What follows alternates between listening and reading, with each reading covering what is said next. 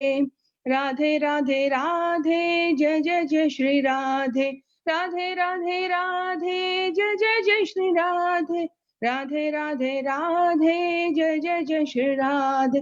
निताई गौर हरि बोल हरि बोल हरि बोल हरि बोल। निताई गौर हरि बोल हरि बोल हरि बोल हरि बोल। निताई गौर प्रेमानंदे हरि हरि बोल।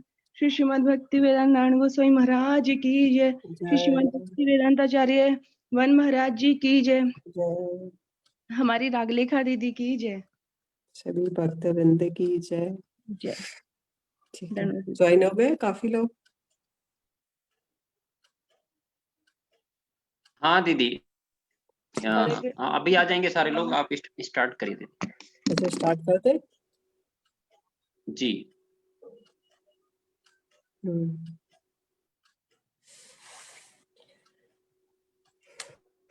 ज्ञानतिमिरन्धस्य ज्ञानाञ्जनशलाकया चक्षुरुन्मिलितं येन तस्मै श्रीगुरवे नमः। वाञ्छाकल्पतरुश्च कृपासिन्धुभ्यैव च पतितानां पावनेभ्यो वैष्णवेभ्यो नमो नमः। आजानुलम्बितभुजो कनकावदातो संकीर्तने कपितरो कमलायताक्षो विशम्बरो द्विजवरो युगधर्मपालो वन्दे जगत्प्रिये करो करुणावतारो। राधे वृन्दावनाधीशे करुणामृतवाहिनी कृपया निजपादाब्जदास्यं मह्यं प्रदीयताम्। नमो नलिनेत्राय वेणुवादविनोदिनी राधाधर सुधा पाञ्चालिनी वनमालिनी भक्तविहीना अपराधलक्ष्ये किच्चास्य कामादितरङ्गमध्ये कृपामयि त्वं शरणं प्रपन्ने वृन्दे नमस्ते चरणारविन्दम्। श्री कृष्ण चैतन्य प्रभु नित्यानंद श्री अद्वैत गदाधर शिवासादि गौर भक्तवृंद। हरे कृष्ण कृष्ण कृष्ण हरे हरे, हरे राम राम राम हरे हरे। जय रूप सनातन मठ रघुनाथ श्री जीव गोपाल भट्टास रघुनाथ विजय गोसाई गौरी चरण वंदन। यहाँ विद्ये विघ्ननाश अभिष्ट पुरन। श्री श्री भक्ति विनाशक नरसिंह देव भगवान की जय। गिरिराज महाराज की जय। श्री वृंदा देवी की जय। जमुने महारानी की जय। श्री गुरु परंपरा की जय।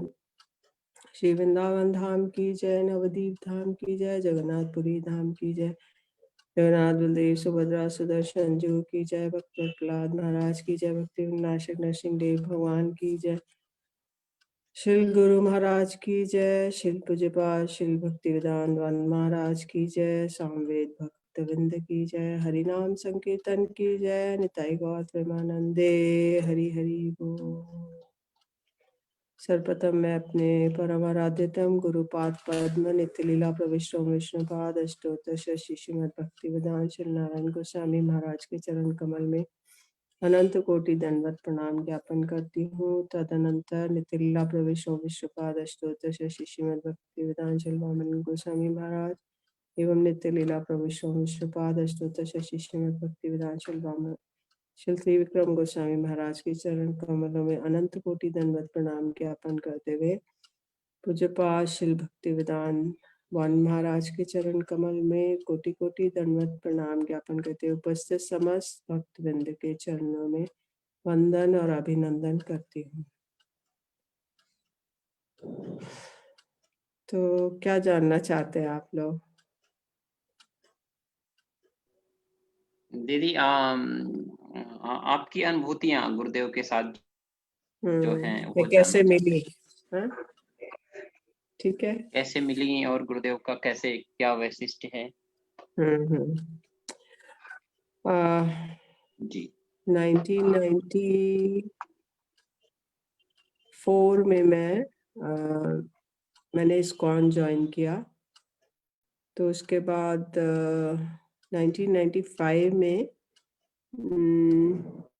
जुलाई के लगभग जुलाई नहीं, थोड़ा उससे पहले 2-3 महीने पहले पूज्यपाद श्री भक्ति वेदांत वान महाराज दिल्ली आते थे। तो चित्ररंजन पार्क में एक हमारी सैगल दीदी हैं, उनके यहाँ रुकते थे। और वो प्रचार करते थे वहाँ पे। तो एक बार उन्होंने हमें बुलाया कि आप ना हमारे यहाँ महाराज जी आए हुए हैं और आप मतलब हमारे यहाँ प्रोग्राम है, आप आइए। तो मैं वहाँ गई, तो हम लोग वन महाराज का, और हम लोग इस्कॉन में जाते थे और अभी गुरुजी से नहीं मिले थे। गुरुजी से मिलने से पहले मैं उनसे मिली। तो उनका प्रवचन सुना और सब कीर्तन वगैरह वहाँ बहुत अच्छा था, प्रसाद भी बहुत अच्छा था, प्रवचन बहुत अच्छा था।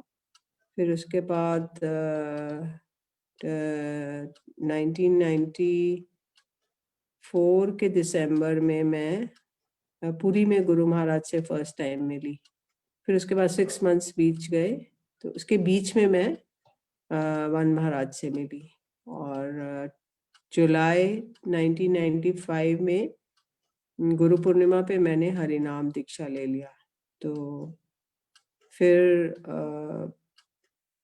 अब हम लोग गुरु महाराज के दर्शन करने और उनके प्रवचन सुनने मथुरा प्राय आते जाते थे। दिल्ली रहते थे, ईस्ट ऑफ कैलाश में, इस्कॉन के पास ही।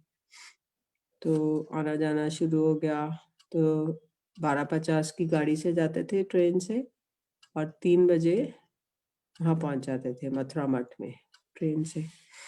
तो वहाँ पे जाकर जब देखते थे तो गुरु महाराज तो विश्राम कर रहे होते थे या हरि नाम कर रहे होते थे, उनके दर्शन नहीं हो सकते थे। तो हम देखते थे नीचे, जहाँ पे अभी मथुरा मठ में जहाँ पे पूज्यपाद वन महाराज का रूम है, उसके आगे वो अपना पूरा एक बुक्स वुक्स लगा के और अपना अध्ययन कर रहे होते थे। उनका समय अध्ययन का था, क्योंकि वो दोपहर के प्रसाद के बाद आधा घंटा विश्राम करते हैं और उसके बाद अध्ययन करना शुरू कर देते हैं। तो अध्ययन करते थे तो उनके पास जाके बैठ जाते थे, तो वो हरि कथा सुनाना शुरू कर देते थे। तो असल में श्री भक्तिवेदांत वन महाराज मेरे शिक्षा गुरु हैं। आरंभ से लेके जब से मैं गुरु महाराज के पास आ रही हूँ, मैं उससे भी पहले से आ रही हूँ, किंतु उन्होंने मुझे पूरा सारा शास्त्र का बताया, ये पढ़ो, ये मत पढ़ो, फिर हरि कथा सुनाना। तो उनके मुख से जितना मैंने सुना उतना और किसी से नहीं सुना, क्योंकि गुरु महाराज तो लेक्चर देते थे और उसके बाद बस उनसे ऐसे ही जनरल बातें होती थी। किंतु श्री भक्तिवेदांत वन महाराज मेरे को सारा शास्त्र का बताते थे, जितना भी भागवतम का, चैतन्य चरितामृत का और जितना भी कथाएं। तो उसके बाद 3 से लेके 5 तक हम लोग कथा सुनते थे। फिर उसके बाद ऊपर गुरु महाराज के दर्शन होते थे और फिर वो नीचे आ जाते थे कथा कहने के लिए। इतनी देर में कीर्तन शुरू हो जाता था, 4:30 4:30 वहाँ पे मठ में। तो कीर्तन चलता रहता था, हम कथा सुनते रहते थे। तो कभी कभी वो बाहर बैठते थे, कभी कभी अपने रूम में बैठते थे। तो शुरू से ही उनका बहुत अधिक वैराग्य रहा है। जैसे कि रूम देखेंगे, वो टीना का संदूकची के ऊपर वो अपना डाल के उसी पे, अब तब से लेके अभी तक उसी पे वो करते हैं, सोते हैं। और उनकी बस बुक्स उनके प्राण धन है। तो शुरू से उनको ये था कि बहुत ज्यादा बुक्स का बहुत ज्यादा था, ग्रंथ बहुत अध्ययन करते थे। अब उन्होंने बहुत से ग्रंथों को ट्रांसलेट भी किया, जैसे भजन रहस्य, गोपी गीत हिंदी में किए, और भी बहुत सारे ग्रंथ। तो हमेशा वो कुछ ना कुछ लिखते रहते थे, लेकिन बांग्ला में लिखते थे। और उनकी एक डायरी थी, उसके अंदर बांग्ला में लिखते थे। और उनकी जो लाइब्रेरी थी वो बहुत प्रेम था उनको, और वो सबसे ज्यादा मतलब रिनाउंस्ड रहते थे। जैसे कि पूरे मठ में क्या हो रहा है उनको कुछ नहीं पता, तो वो जैसे किसी के बीच में उलझन में नहीं फंसते थे। जैसे अगर बगल में कोई कुछ लड़ाई झगड़ा कर रहा है, कुछ कर रहा है, वो उसको नहीं पूछेंगे तुम क्यों कर रहे हो, क्या है, ऐसा कुछ नहीं। वो अपना अलग ही बस एक मतलब अंतर्मुखी होके रहते थे। फिर वो सबसे ज्यादा सुबह सुबह 8 बजे चाय वो करते थे, थोड़ा सा मूढ़ी में पानी मिलाया, जल दिया और उसको पाके साइकिल लेके और चले जाते थे माधुकरी का, मतलब कलेक्शन करने के लिए, जैसे जन्माष्टमी आ रही है या कोई उत्सव आ रहा है तो कलेक्शन करने जाते थे। तो उनकी एक बुक होती थी जैसे रसीद बुक, तो उसमें किसी से भी, पान वाले से, किसी भी दुकान वाले से 1 रुपया 2 रुपया भी ले लेते थे। और फिर जन्माष्टमी के समय तो कोई कितने टिन तेल दे रहा है, घी दे रहा है, तो वो सब अपने उधर रूम के उधर इकट्ठे करते जाते थे। और फिर बाद में पहले तो उनसे कलेक्शन करना और फिर बाद में उन सबको जिससे कलेक्ट किया उसको प्रसाद देकर आना। तो ये भी एक सेवा थी। तो बहुत गुरु महाराज की उन्होंने मथुरा मठ में बहुत सेवा की। और उनके मनोभीष्ट, मतलब क्लास होती थी गुरु महाराज की तो सबसे आगे बैठते थे और नोट्स बनाते थे। और उनका विशेष आग्रह था अध्ययन में और इसमें। अभी भी जितना वो हरि कथा सुना सकते हैं, जितना उनका स्टैमिना है वो और किसी का नहीं है, क्योंकि सब समय वो हरि कथा सुना सकते हैं। आधी रात को भी अगर हम उनको जगा देंगे तो वो हरि कथा कह देंगे। तो जैसे कि श्री भक्ति सिद्धांत सरस्वती ठाकुर थे, तो वो मठ में कोई ब्रह्मचारी ज्वाइन करता या कोई भी आता था तो उसको बोलते थे, देखो तुम्हारी कोई सेवा नहीं है, केवल तुमको हरि कथा सुननी है और कुछ भी तुम्हारा काम नहीं है। तुम बस प्रसाद पाओ, आरती अटेंड करो, और तुम्हें कोई झाड़ू नहीं लगानी, तुम्हें कोई बर्तन नहीं मांजने, तुम्हें प्रसाद नहीं बनाना, बस तुम हर समय मेरे से हरि कथा सुनते रहो। तो ऐसे ही पूज्य वन महाराज का था कि वो हर समय हरि कथा कहते रहते थे। किसी भी समय कोई भी आ जाए वो हरि कथा कहते थे। और इनफैक्ट हम लोग उनसे इतना हरि कथा सुनते थे तो हम लोग और कोई सेवा भी नहीं करते थे। वहाँ पे मथुरा मठ में बहुत सी सेवाएं होती थी, माला बनाना, पूड़ी बनाना और बर्तन साफ, मतलब उत्सव होते थे, जन्माष्टमी, राधाष्टमी, गुरु पूर्णिमा, बाकी सब उत्सव होते थे। तो उसमें बहुत सी सेवाएं रहती थी, लेकिन हम लोग कुछ भी नहीं करते थे, केवल बस हरि कथा ही सुनते रहते थे। तो फिर और एक और बात है कि शिलवन महाराज जो भी बोलते थे, जो भी मुझे कोई इंस्ट्रक्शन उन्होंने दी, एज इट इज गुरुदेव भी उनको बोलते थे।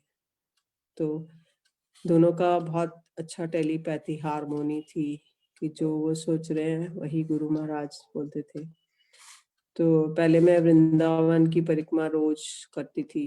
तो एक दिन पूज्य भगवान महाराज ने जाके गुरुदेव को बोला, गुरुदेव वॉक से आ रहे थे, तो बोला कि गुरुदेव ये तो देखो ये दीदी ना रोज परिक्रमा करती है।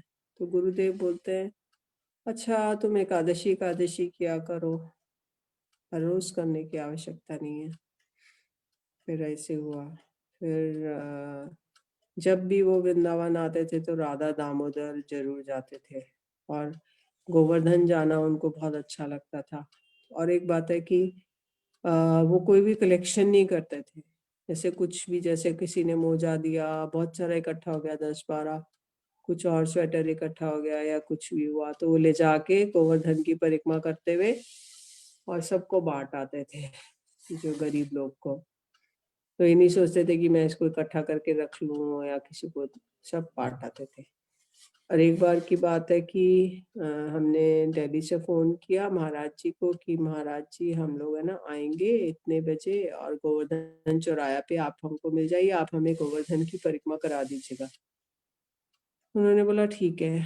तो हम लोग, पता नहीं बहुत फॉग था और बहुत सारा प्रॉब्लम था रास्ते में, ट्रैफिक या जो भी था, हम लोग 1 घंटा लेट हो गए। और महाराज जी बिल्कुल तेज ठंड में वहां पे ऐसे ही खड़े रहे। तो उन्होंने हमें एक बार भी नहीं बोला कि तुम इतना लेट क्यों हो, कुछ नहीं बोला। और फिर परिक्रमा वगैरह कराए, सारे रास्ते वो हरि कथा सुनाते जाते थे। वृंदावन की परिक्रमा करते थे तो भी हरि कथा सुनाते जाते थे। वहां पे गोवर्धन की तो भी हो, तो सारा हमने बड़ी और छोटी की। और उसके बाद महाराज जी को मथुरा छोड़ा और उसके बाद हम लोग दिल्ली आ गए। तो बहुत ज़्यादा उनका अभिनिवेश है हरि कथा कहने में। तो जैसे जब से महाराज जी अपना पूर्वाश्रम छोड़कर आए तब से एक बार भी अपने नहीं गए हैं पूर्वाश्रम गांव में अपने माता पिता से मिलने, या कोई भी कनेक्शन नहीं है। तो टोटली जैसे गुरुदेव के ऊपर सरेंडर होकर आए और उन्हीं के पास रहने लगे। उन्होंने जो सुविधाएं दी, पहले तो गुरु महाराज जो थे वो सब ब्रह्मचारियों को बड़ा बोलते थे कि मैं तो लोहा का इस्पात बनाता हूँ, अगर तुम्हारी मर्जी हो तो आओ, नहीं तो भाग जाओ यहाँ से। तो बहुत, अगर एक 10 पैसे का साबुन चाहिए तो भी वो उसको साबुन का चक्की लाके उसको काट के उसको उबालते थे, तब फिर कपड़ा धोते थे। तो प्राय सवेरे सवेरे सर्दी में बहुत ठंड होती थी तो सब लोग दोपहर में स्नान करते थे, सवेरे में ऐसे ही कपड़ा अपड़ा बदल के हाथ मुख धो के और उन लोग और सब सेवाएं करते थे। तो बहुत ये वाला जीवन उन्होंने किया। फिर उसके बाद गुरु महाराज ने विदेश जाना शुरू किया। फिर श्री भक्ति वेदांत महाराज गोस्वामी ने भी विदेश में जाना शुरू किया, और फिर उनकी हरि कथा तो वैसे ही बहुत लोग बहुत आकर्षित होते थे। और जैसे वो 3 बार कथा करते थे, सुबह और शाम को, रात को, तो हर समय हरि कथा करते थे। लेकिन कभी भी उन्होंने 1 लाख हरि नाम नहीं छोड़ा, और कभी भी लेखन, अध्ययन और कीर्तन, स्तव, स्तुति, ये सब उनका नियम था। तो यहाँ भी नियम था और विदेशों में भी नियम रहा उनका। तो और विदेश में तो खुद जाके स्वयं कुकिंग करते थे, क्योंकि रसोई बनाना, और उन लोग के लिए जो प्रोग्राम में आते थे उनके लिए भी बनाते थे। तो रसोई उनको बहुत अच्छी आती है। उनका सबसे प्रिय वो जो था ये है कि चावल और आलू भरतू। चावल में ही आलू देके उबाल लेते थे, आलू को वो करके मैश करके उसमें सरसों का तेल डाल के और हरा मिर्ची को ऐसे तोड़ के डाल के, धनिया पत्ता डाल के, नमक डाल के, और वो भरतू बनाते थे। तो आलू भरतू और चावल उनका मोस्ट प्रिय वो था। अभी भी आलू तो उनको बहुत प्रिय था, अभी का मैं नहीं जानती कि अब क्या चेंजेस आ गए, बट आलू बहुत प्रिय है। तो चावल और आलू भरतू मिलने से बस उनको और किसी चीज की जरूरत नहीं। और करेला भी बहुत प्रिय है, करेला भरतू।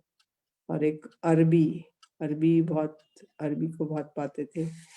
और उनकी रसोई बहुत सुंदर बनाते थे, बिल्कुल मतलब सुंदर रसोई होती थी। फिर एक बार मेरे घर आए थे तो कोई प्रोग्राम भी था, तो हम लोग सोचने लगे शाम को इतने सारे लोग आएंगे, उनके लिए प्रसाद बनाना है। तो फिर महाराज जी बोले मैं बनाऊंगा सबके लिए। तो फिर सारा हेल्प किया। फिर महाराज जी ने सब्जी छौंका और हम लोगों ने पूड़ी बना दिया, और सब लोगों ने बड़े प्रेम से प्रसाद पाया शाम को। तो प्राय हमारे घर भी आते थे, तो बहुत सुंदर हरि कथा सुनाते थे, प्रोग्राम्स होते थे इष्ट ऑफ कैलाश में, और आसपास भक्तों के घर भी जाते थे। तो ये सब चलता था। फिर कुछ सालों के बाद तो वो केवल कुछ समय के लिए इंडिया में रहते थे, और फिर बाकी सब समय विदेश रहते थे। इतना महीना शायद गुरु महाराज रहते थे, 4 महीने, तो वो भी 4 महीने ही रहते थे। और जैसे विशेष उत्सवों में श्री गौर पूर्णिमा, गुरु पूर्णिमा, फिर जन्माष्टमी, राधाष्टमी और ब्रजमंडल परिक्रमा, और बस वो करके चले जाते थे। फिर उसके बाद लौटते थे फिर से गौर मंडल में। तो नवद्वीप में आते और नवद्वीप की परिक्रमा करा के फिर से चले जाते थे। तो ऐसे करके उनका शेड्यूल था। तो बिल्कुल नॉन स्टॉप एक अगर कंट्री में थोड़ा वो कर रहे हैं ट्रैवल, 7 दिन, 8 दिन, 10 दिन, फिर उसके बाद नेक्स्ट, फिर नेक्स्ट, तो नॉन स्टॉप चलते थे। इंडिया में भी आके कभी जम्मू जा रहे हैं, कभी कहीं जा रहे हैं, नॉन स्टॉप उनके प्रोग्राम्स चलते हैं। कभी रेस्ट नहीं किया उन्होंने। लेकिन पहली बार शायद लॉकडाउन में बहुत रेस्टलेस हो रहे थे कि मेरे को कहीं जाना है और हरी कथा कहनी है, तो मथुरा में कहते थे और सनातन गौड़िया मठ में आके कहते थे। तो इस तरह से उनका बहुत था। तो मैं तो बहुत ऋणी हूँ उनके चरणों में, और वो मेरे शिक्षा गुरु हैं। यदि वो मुझे आकर इतना अवगत नहीं कराते गौड़िया मठ से, गौड़िया धारा से, मैं कदापि जान नहीं सकती थी। और कहते हैं ना, सजातीय स्निग्धाशय सतोवरे वैष्णवों का संग करो। तो अगर स्निग्ध नहीं हो, डांट फटकार के भगा देते तो हम तो कुछ नहीं कर सकते थे। किंतु बड़े प्रेम से उन्होंने हमारे को पालन पोषण किया। तो मेरे पास तो केवल हृदय से मैं उनकी ऋणी हूँ और सदैव रहूंगी, और कभी इस ऋण से ओ ऋण नहीं हो सकती। मैं कुछ भी कर लूं किंतु मैं इस ऋण से तो ओ ऋण नहीं हो सकती। गुरु महाराज ने मेरे को सपोर्ट और पालन पोषण किया, लेकिन पूज्य भगवान महाराज ने बहुत ज़्यादा किया, और इसलिए पग पग पर वो संभालते रहे। और क्योंकि मेरा थोड़ा फैमिली लाइफ में काफ़ी प्रॉब्लम्स आ गई थी, फिर वो सब उसका भी सामंजस्य करते थे और बताते थे कि क्या लाइफ का सत्य है, और कुछ कुछ किस्से कहानी भी सुनाते थे। तो और क्या जानना चाहते हैं आप लोग के, कोई क्वेश्चंस है? हरे कृष्णा, दंडवत प्रणाम दीदी। कृष्णा दंडवत। हाँ जी दीदी, गुरुदेव ने अपने इंटरनल भावों के बारे में भी तो बताया होगा ना, आपने रस कथाएं बड़ी श्रवण की है गुरुदेव से, थोड़ा उसके बारे में बताइए ना। हाँ, इंटरनल तो गुरु मतलब उनका बहुत ज्यादा रस का बहुत विचार था, और जैसी वो कथा सुनाते थे वैसा और कोई नहीं सुना सकता था। मतलब मंजरी भाव के बारे में, और जैसे विलाप कुसुमांजलि और राधा रस सुधा निधि, और इस तरह से सारे रस ग्रंथों का उन्होंने बहुत अच्छे से मतलब डीप पेनिट्रेशन था, और मतलब बहुत मतलब उनका जैसा उनकी हरि कथा है वैसा मुझे नहीं लगता कि और कोई इतना प्रवेश किसी का था। तो इसलिए बहुत सी, जैसे एक बार उन्होंने राधा रस सुधा निधि मैंने नई नई ली, तो उन्होंने सारे श्लोक मार्क कर दिए इम्पोर्टेंट, सब पेजेस पूरी बुक में लेकर और पूरी बुक में मार्क कर दिया, ये इम्पोर्टेंट है, ये वेरी इम्पोर्टेंट है, ये वेरी वेरी वेरी इम्पोर्टेंट है। तो ऐसे करके पूरी बुक मार्क कर दी। तो अभी भी मेरे पास वो बुक है और उसके अंदर ये सब मार्क्ड है। और जो मतलब उन्होंने गुरुजी के भावों को बहुत टोटली आत्मसात किया था, और पूरा डीप मतलब उसके अंदर विद सिंसियरिटी भजन में थे, और कोई भी दर्द और उनको कोई संसार से कोई लेना देना नहीं था, किसी प्रकार की कोई ग्राम्य कथा नहीं, जैसे पूरा शास्त्रों का पूरा फुल 100% वो फॉलो करते थे। तो इसलिए किसी की निंदा चर्चा नहीं करना, और सब समय बस अपने भाव में अंदर रहते थे। और जैसे कभी कभी तो मथुरा में वो इतना आंतरिक उसमें रहते थे कि कभी कभी चलते चलते मूर्छित ही हो जाते थे, कि उनको इतना ज्यादा वो था, मतलब आउटर वर्ल्ड का इतना ज्यादा नहीं था मथुरा में। अभी तो बहुत अधिक प्रचार करने में है, तो थोड़ा सा बातचीत भी कर लेते हैं। पहले तो बात नहीं करते थे, केवल बस शास्त्र की बात बोली, उसके बाद मौन हो गए, अपने हरि नाम में लगे रहे, शास्त्र पढ़ने में लगे रहे, और बस और कोई लेना देना नहीं है, अपना किया और कुछ सेवा है सेवा किया, बस ठीक है। तो और बताइए।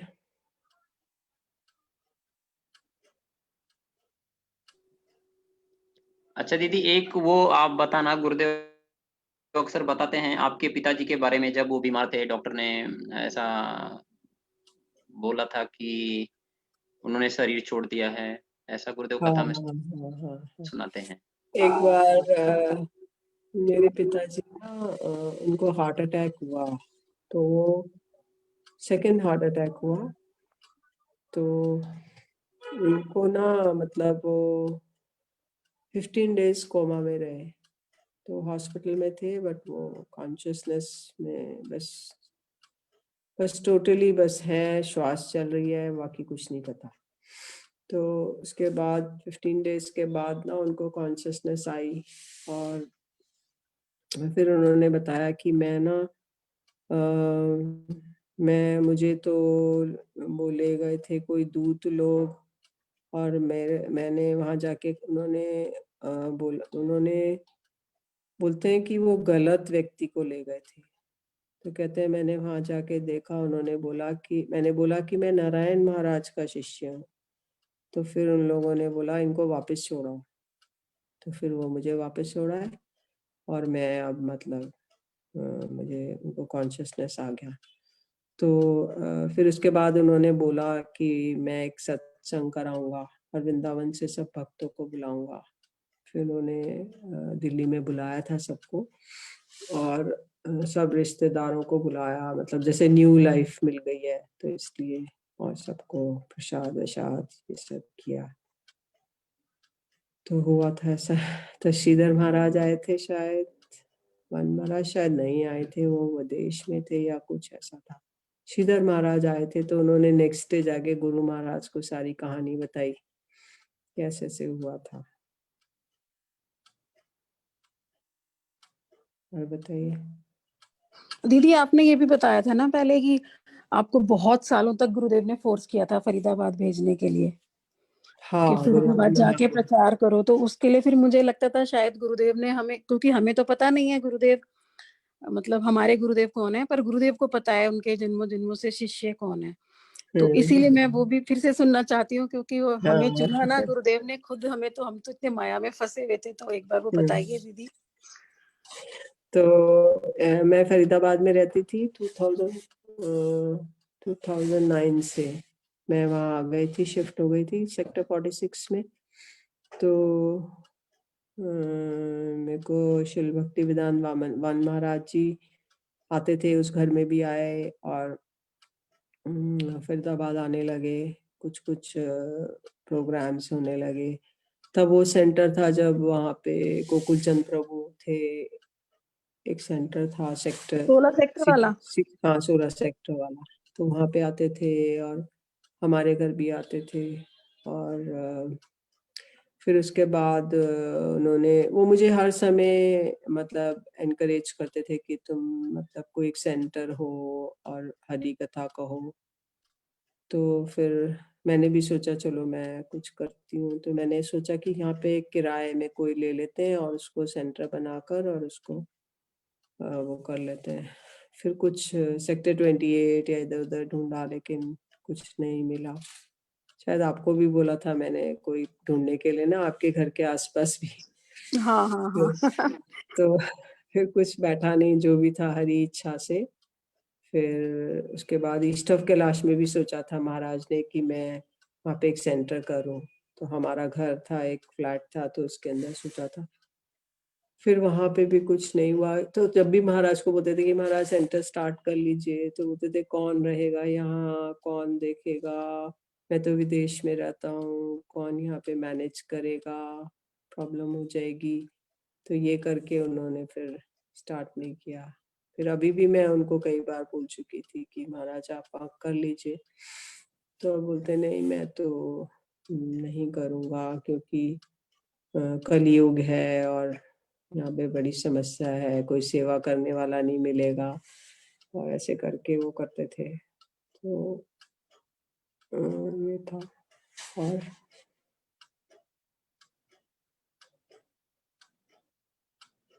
जनकपुरी में रहते थे, फिर वो जनकपुरी का मठ बन गया था। तो फिर जनकपुरी में उन्होंने बहुत सी भागवत की, वो तो आप लोग जानते ही हैं। और फिर बहुत से वहाँ पे भी हरि नाम दीक्षा वगैरह लिए लोगों ने। तो नहीं गुरु दीदी, महाराज, आपने पहले बताया था ना कि आप वहीं वृंदावन में ही रहती थी और आप फरीदाबाद आना ही नहीं चाहती थी, तो आपको जबरदस्ती गुरुदेव ने 2-3 साल तक बोल बोल के फरीदाबाद भेजा था। हाँ पहले तो मैं वृंदावन रहने लग गई थी। फिर मेरे गुरुजी ने भी मुझे वापस भेज दिया था कि तुम जाओ अपने पति के पास। तो मैं बोलती थी परम पति के पास जाऊं, तो वो बोलते थे पति के पास जाओ। मैं बोलती थी परम पति के पास जाओ। बस ये सब चलता रहता था। फिर गुरु महाराज ने बोला नहीं अभी तुम वहीं रहो। फिर तो हम लोग ईस्ट ऑफ कैलाश पहले रहते थे, फिर वहां से फरीदाबाद शिफ्ट हो गए थे 2009 में। फिर 2015 तक वहां रहे। फिर 15 में मैं वृंदावन शिफ्ट हो गई थी पूरा। तो वृंदावन हम लोग बचपन से आते जाते थे, मेरे पिताजी का घर था। लेकिन यहाँ पे इस एरिया में पूरा वीराना था, जंगल था।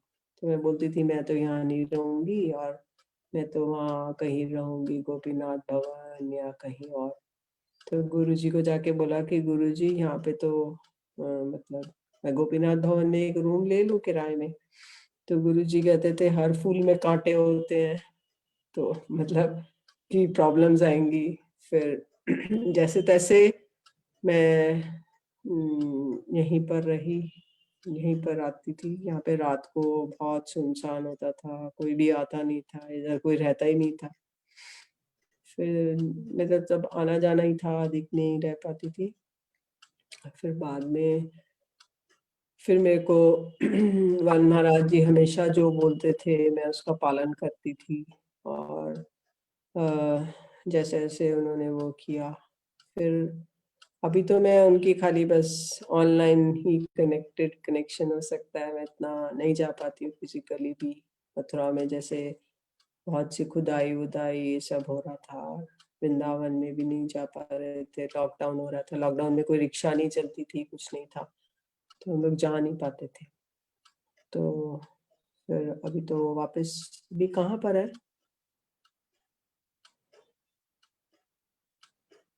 राधे राधे। कहाँ पर ब्राजील है में गुरु? है। ब्राजील में, अच्छा। तो अभी ब्राजील। वहीं रहेंगे? 2 तारीख को आएंगे, 2 फरवरी को। कहाँ पे? नवदीप?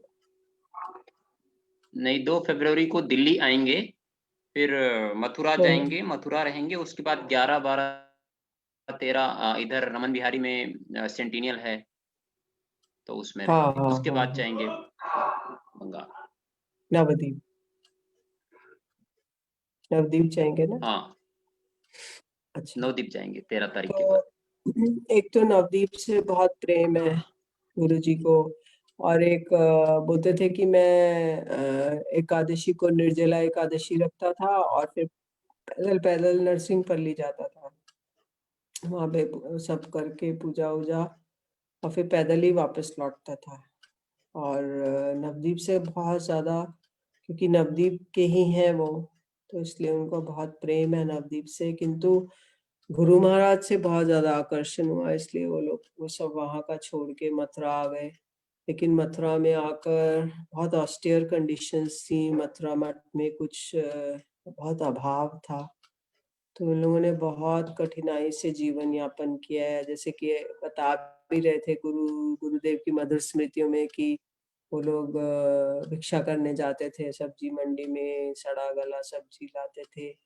और गुरु महाराज तो जैसे ये सारी सारी रात पढ़ते रहते थे, तो सुबह मंगल आरती से पहले गुरु महाराज आके इनकी लाइट बंद कर देते थे कि सो जाओ थोड़ी देर। फिर कभी कभी कोई ब्रह्मचारी अगर सर्दी में सो रहे हैं ज्यादा, उनकी रजाई हटा देते थे या उनके ऊपर पानी डाल देते थे कि उठो आओ। और बहुत ज्यादा जैसे गर्मी का समय है तो पंखा चल रहा है, तो उनका पंखा बंद कर देते थे कि तुम लोग बहुत भजन करो, उठ के तुम सोते रहोगे। तो इस तरह से गुरु जी एकदम उनको रफ एंड टफ बना रहे थे। लेकिन पूज्यपाद वन महाराज से तो बहुत ज्यादा प्रसन्न थे, क्योंकि इनकी इतनी सिंसियरिटी थी और निष्ठा थी ग्रंथ अध्ययन करने में और सब चीजों में, तो उसको देख के वो बहुत प्रसन्न रहते थे। फिर कभी कभी वो गुरु जी की पर्सनल सेवा भी करते थे, उनके लिए प्रसाद बनाना। जैसे माधव महाराज एक बार कहीं चले गए, तो फिर उन्होंने उनकी सारी सेवा करी, और बस वहीं रह के तो पूज्यपाद माधव महाराज और उनका वन महाराज का बहुत उसी समय से बहुत अच्छा वो था, मतलब गुरु भाई बहुत प्रीति प्रेम था। और अभी भी है। तो वैसे तो ये अधिक किसी से ज्यादा बोलना चालना ये सब नहीं करते थे, क्योंकि वो ग्राम्य कथा न कही हुई न सुनी हुई, तो इस तरह से था उनका। और बताइए दीदी, हम लोग कैसे प्रसन्न कर सकते हैं गुरुदेव को? किस चीज से वो सबसे ज्यादा प्रसन्न होते हैं गुरुदेव? गुरुदेव तो आपके आप जैसा वो कह रहे हैं भजन करो, जो उन्होंने सीड डाला है, बीज डाला है हरि नाम का, कृष्ण सेवा वासना का, तो हरि नाम करके भजन करके। आपके पास है कुछ स्मृतियां? करोगे 2-5 मिनट तो तो वही करके और नए नए जीवों को लाके गुरुदेव के चरणों में देना, ये बहुत बड़ी सेवा है। तो जितने बहिर्मुख जीव हैं वो लोग आए। तो एक बार मेरे गुरुजी ने बोला था कि मेरे को ना 108 पुष्प लाके दो। तो मुझको समझ में नहीं आया कौन से पुष्प लाके दो। तो मैंने पूज्य भगवान महाराज से पूछा कि ये क्या मतलब है गुरुजी, क्या कहना चाहते हैं? उन्होंने बोला अरे जीवों को लाके दो, इसका मतलब है जीवों को लाके दो। तो फिर ये बात वो बताते भी होंगे शायद क्योंकि कई बार बता चुके हैं। हाँ हाँ तो दीदी बता गुरुदेव। तो फिर ऐसे ही वो भी मतलब जैसे गुरुदेव चाहते थे वैसे वो भी चाहते हैं कि नए नए जीव आए। और जैसे वो शास्त्र, जैसे वो जितना उनका अभिनिवेश है, जिस अभिनिवेश से वो कथा सुनाते हैं, तो चाहते हैं कि मेरे जो अनुगत्य में है वो लोग भी भजन करें और सिंसियरिटी से करें। तभी प्रसन्न, गुरु तो प्रसन्न जब भी होता है जब भजन करेंगे। गुरु प्रसन्न नहीं होगा, आप फूल माला पहना दिए और एक पेड़े का डब्बा दे दिया, पैसा दे दिया, शॉल पहना दिया, इन सब चीजों से कोई लेना देना नहीं है, क्योंकि वो परम विरक्त हैं। उनको इन सब जड़ीय वस्तुओं से कुछ लेना देना नहीं है। बस वो वही है कि यदि हम भजन करेंगे और अप्रकृत कुछ अनुभूतियां करेंगे, भजन में कुछ होगा और कुछ प्रश्न करते हैं उनसे, तो कुछ पढ़ेंगे, कुछ शास्त्र अध्ययन करते हैं, पढ़ के कुछ क्वेश्चंस करते हैं, तो उससे बड़े प्रसन्न होते हैं। बाकी आप खाना खिलाना ये सब बाह्य वस्तु है। ये तो आपको सेवा करनी है तो करेंगे, ठीक है। जब वो आएंगे तो आप उनकी से जितना भी सेवा हो सकती है करेंगे, किंतु इससे वो इतने अधिक वो नहीं होते हैं जितना अधिक भजन से। मुझे याद है कि शुरू शुरू में गुरु महाराज मेरे घर में आए तो उन्होंने कोई पुस्तक मांगी, मेरे ख्याल से बिंदु किरण का नाम ऐसे, तो मैंने उनको निकाल के दी। तो वो जो भी कुछ जैसे कुछ अध्ययन कर रहे होते थे तो बोलते थे ये पुस्तक है, तो मैं बोलती थी हाँ है। तो फिर वो मेरी पुस्तक लेते थे, देखते थे उसमें कुछ कुछ मार्क हुआ है पेन से, रेड पेन से और उससे, तो उसको देख के बड़े प्रसन्न होते थे। तो एक बार तो मेरा वो ग्रंथ ले गए अपने साथ कहीं, फिर अगली बार आके बोलते हैं कि बेटी मैं वो ग्रंथ ले गया था जिसमें तुमने पेन से निशान लगाया था, उसको ले लो।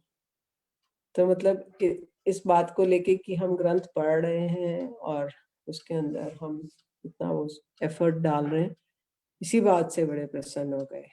तो एक बार एक मैंने कोई ग्रंथ लिया तो मुझे भगवान महाराज ने उसमें लिखा मिथंत सारंचा ही वाग्मही ही वाग्मिता, मतलब जो थोड़े शब्दों में पूरी बात को बता दे वही बोलने का सार है। तो चैतन्य चरितामृत में है, इसी को उन्होंने मेरे को लिख के दिया।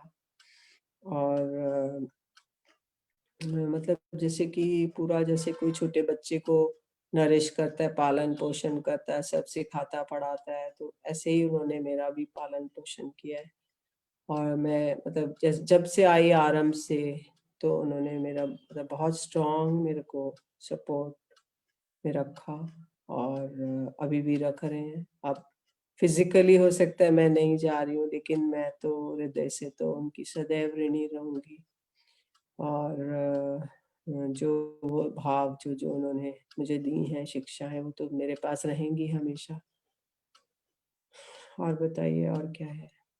दीदी आपको याद होगा मैं जब आपसे मीनिंग्स पूछती थी सारे, तो वो बुक में ही लिख लेती थी ना सारे पेन से हाँ हाँ साथ हाँ। साथ।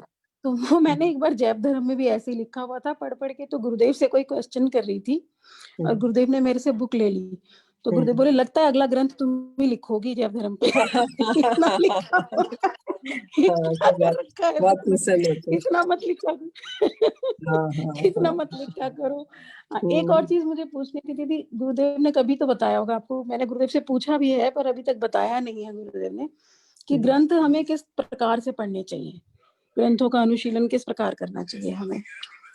मतलब जो भी करें, जो भी है उसका भाव, उसके डीप में जाकर उसका भाव, जो भी अर्थ है, जैसे श्लोक पढ़ रहे हैं आप तो उसका अर्थ, उसका भाव क्या है, क्या टीका है, तो ये सारा जान के करना अच्छा है। केवल हम खाली उसको एक रूढ़िवादी की जैसे लोग करते हैं ना, गीता पढ़ लिया, बस श्लोक पढ़ लिया, वो बस हो गया गीता हो गया, हमारे 18 अध्याय हो गए या हमारा एक अध्याय हो गया, ऐसे नहीं कर सकते। तो उसका जो भाव है, वास्तव में उसका जो मर्म है, उसको जान के और उसको हम किसी को बता सकें। जैसे आप कोई फोन आएगा या कुछ आएगा, कोई मिलेगा, उसको वही बता देंगे कि आज हमने ये पढ़ा। इससे अच्छा उससे ग्राम्य चर्चा ना करके हम उसको यही बताएंगे आज हमने ये पढ़ा, उसमें ये हुआ था, उसमें ऐसा कह रहे थे विश्वनाथ चक्रवर्ती ठाकुर, उसमें ऐसा हो रहा था, ये भाव था, उसके चरणों में तुलसी थी कृष्ण के, और तुलसी जी की और उनकी लड़ाई हो रही थी। तो ऐसे करके मतलब कुछ भी हम वो करेंगे तो वो ज्यादा श्रेयस्कर है।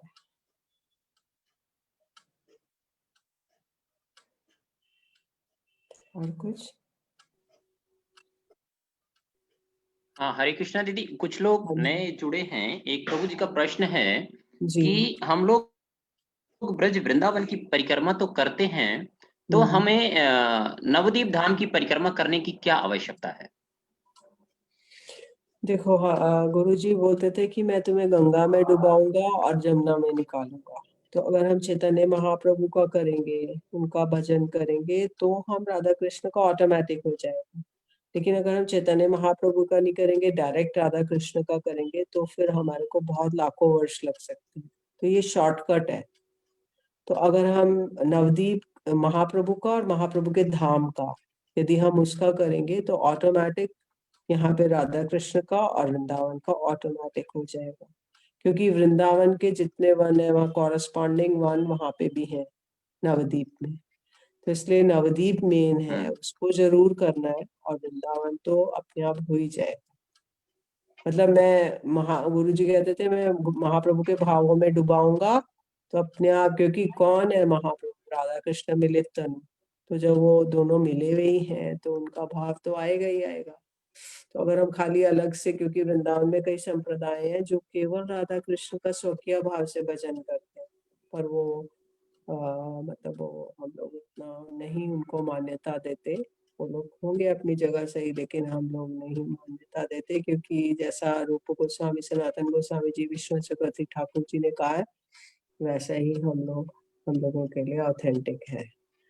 तो इसके लिए आप लोग के जो गुरु जी हैं वो बहुत ज्यादा, मतलब जैसे हमारे गुरु जी फैन है और श्री भक्ति विनोद ठाकुर के और श्री विश्वनाथ चक्रवर्ती से वो भी इन्हीं के हैं, और उनकी टीकाओं को, उनकी भावनाओं को बहुत विशेष रूप से वो अनुशीलन करते हैं।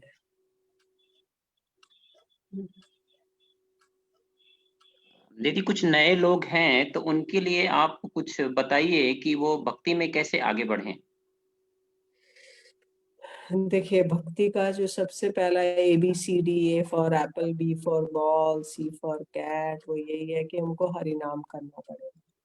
अगर आप हरि नाम नहीं करेंगे, सोचेंगे हम अच्छे से हम भगवान का अर्चन कर लें, पूजा कर लें, आरती कर लें, और या कुछ और पढ़ लें, या फिर कहीं और परिक्रमा करें, मंदिर दर्शन करें, तो उससे कुछ नहीं होगा। सबसे पहले चित्र दर्पण मार्जन करना है। तो अगर हमें चित्रपी दर्पण का मार्जन करना है तो सबसे पहले हरि नाम करना पड़ेगा। तो चाहे हमारा मन लगे या नहीं लगे, जितना निर्धारित संख्या गुरुदेव ने बताई है उतना संख्या जरूर करें। 4 माला, 8 माला, 16 माला, जितना उन्होंने आपको माला देते हुए बताया है उतना जरूर करें। और उसके बाद फिर हम और अन्य अन्य कार्यों को, जैसे सुबह उठते ही हम लोग सोचते हैं पहले हम लोग और घर के कार्य कर लेते हैं, फिर समय आएगा तो हम हरि नाम करते हैं। शुरू में एक बार स्टार्टिंग में कुछ हरि नाम करेंगे और बाद में फिर कुछ हम अपना संसार का कार्य आरंभ करेंगे, तो उससे हमें लाभ होगा, हमारा मन उसमें लग जाएगा। और नहीं तो मन संसार के कार्यों में लग जाएगा, मन उचट जाएगा, हरि नाम में नहीं लगेगा। ये है इसका विधि।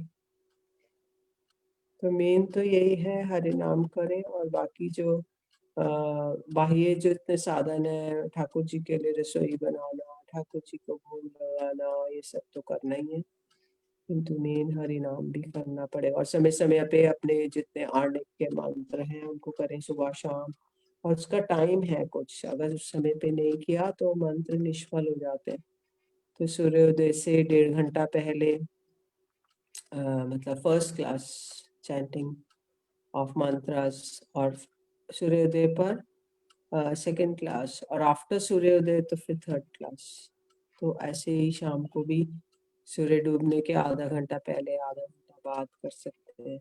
तो वो बहुत स्पेशल टाइम है, क्योंकि जब सूर्य उदित होता है या अस्त होता है तो उसकी स्पेशल वो ना बेला बड़ी ऑस्पिशियस होती है, उसके अंदर बहुत स्पेशल पावर्स होती हैं एटमॉस्फेयर में, क्योंकि सारे जो ब्रह्मा जी आदि शिव जी हैं वो लोग भी सुबह सुबह भजन करते हैं, ब्रह्म मुहूर्त कहते हैं इसलिए।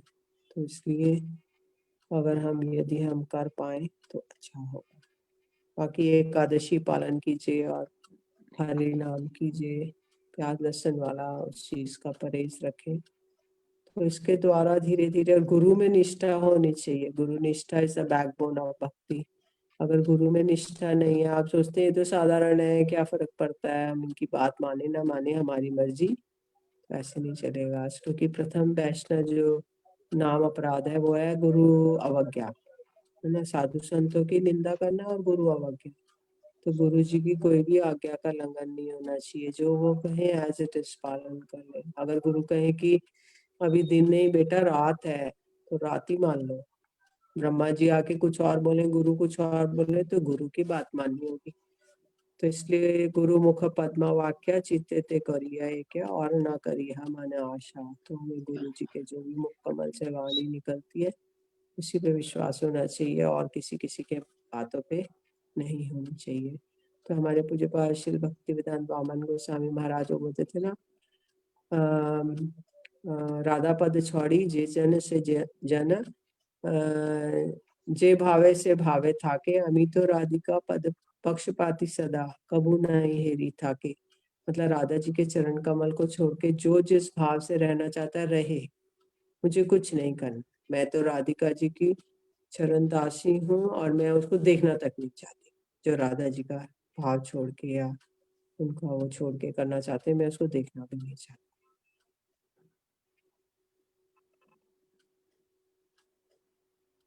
दीदी आपने बताया कि सूर्योदय के 1.5 घंटा पहले फर्स्ट क्लास, सेकेंड क्लास कब बताया आपने? सूर्योदय पर, एट सनराइज, सूर्योदय होने के एट सूर्योदय पर, जो भी सूर्योदय का टाइम है। आजकल जैसे लेट है, गर्मी में जल्दी होता है, और आफ्टर सनराइज तो, और शाम को सूर्योदय के आधा घंटा पहले पीछे, जैसे ठीक जस्ट डस्क होता है ना, जैसे संध्या होती है, सूर्य डूब रहा है तो अंधकार हो गया है, तो वैसे समय में। एक बार की बात है कि मेरे पास पूज्य भगवान महाराज मेरे घर में रुके हुए थे ईस्ट ऑफ कैलाश में। तो मैं शायद कहीं जाना था या क्या था, मैं 3-3:30 बजे आने कर रही थी। तो महाराज जी उधर शायद चैंटिंग कर रहे होंगे घूम घूम के, या कैसे उनको पता चल गया। तो वो मुझे बाद में बोलते हैं कि अगर ब्रह्म मुहूर्त से पहले, अगर सूर्योदय से 1.5 घंटा से पहले करोगे तो फिर तो आने का अच्छा नहीं है, निष्फल हो जाएगा। तो ये बात मुझको नहीं पता थी। तो ऐसा वो बोलते थे। और एक बात है कि एक बार वृंदावन परिक्रमा कर रहे थे हम, तो वहाँ पे राधे कृष्ण कृष्ण कृष्ण राधे राधे राधे श्याम ऐसे करके मंत्र जप चल रहा था एक आश्रम में। तो महाराज जी कहते हैं देखो ये चल रहा है ना, तो महाप्रभु ने आके श्रेष्ठ नाम दिया, हरे कृष्ण कृष्ण कृष्ण हरे हरे, हरे राम राम राम हरे। तो बोले नाम श्रेष्ठम अनुमपि, इतना श्रेष्ठ मंत्र दिया, तो इसीलिए श्रेष्ठ नाम दिया कि उसको इस विधि से करो, हरे कृष्णा पहले हरे राम बाद में। तो इसलिए कहते हैं कोई कुछ भी करता रहे, लेकिन हम तो महाप्रभु को फॉलो करेंगे।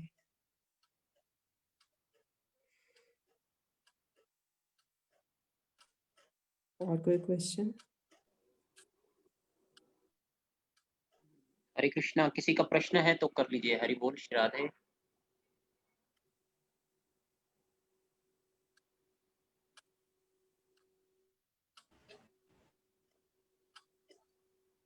हरे कृष्णा दीदी, धन्यवाद दीदी। एक बार हरि नाम करने के अभी अगर जैसे 10 नाम अपराध छोड़ के शुद्ध हरि नाम हम कैसे कर पाएंगे?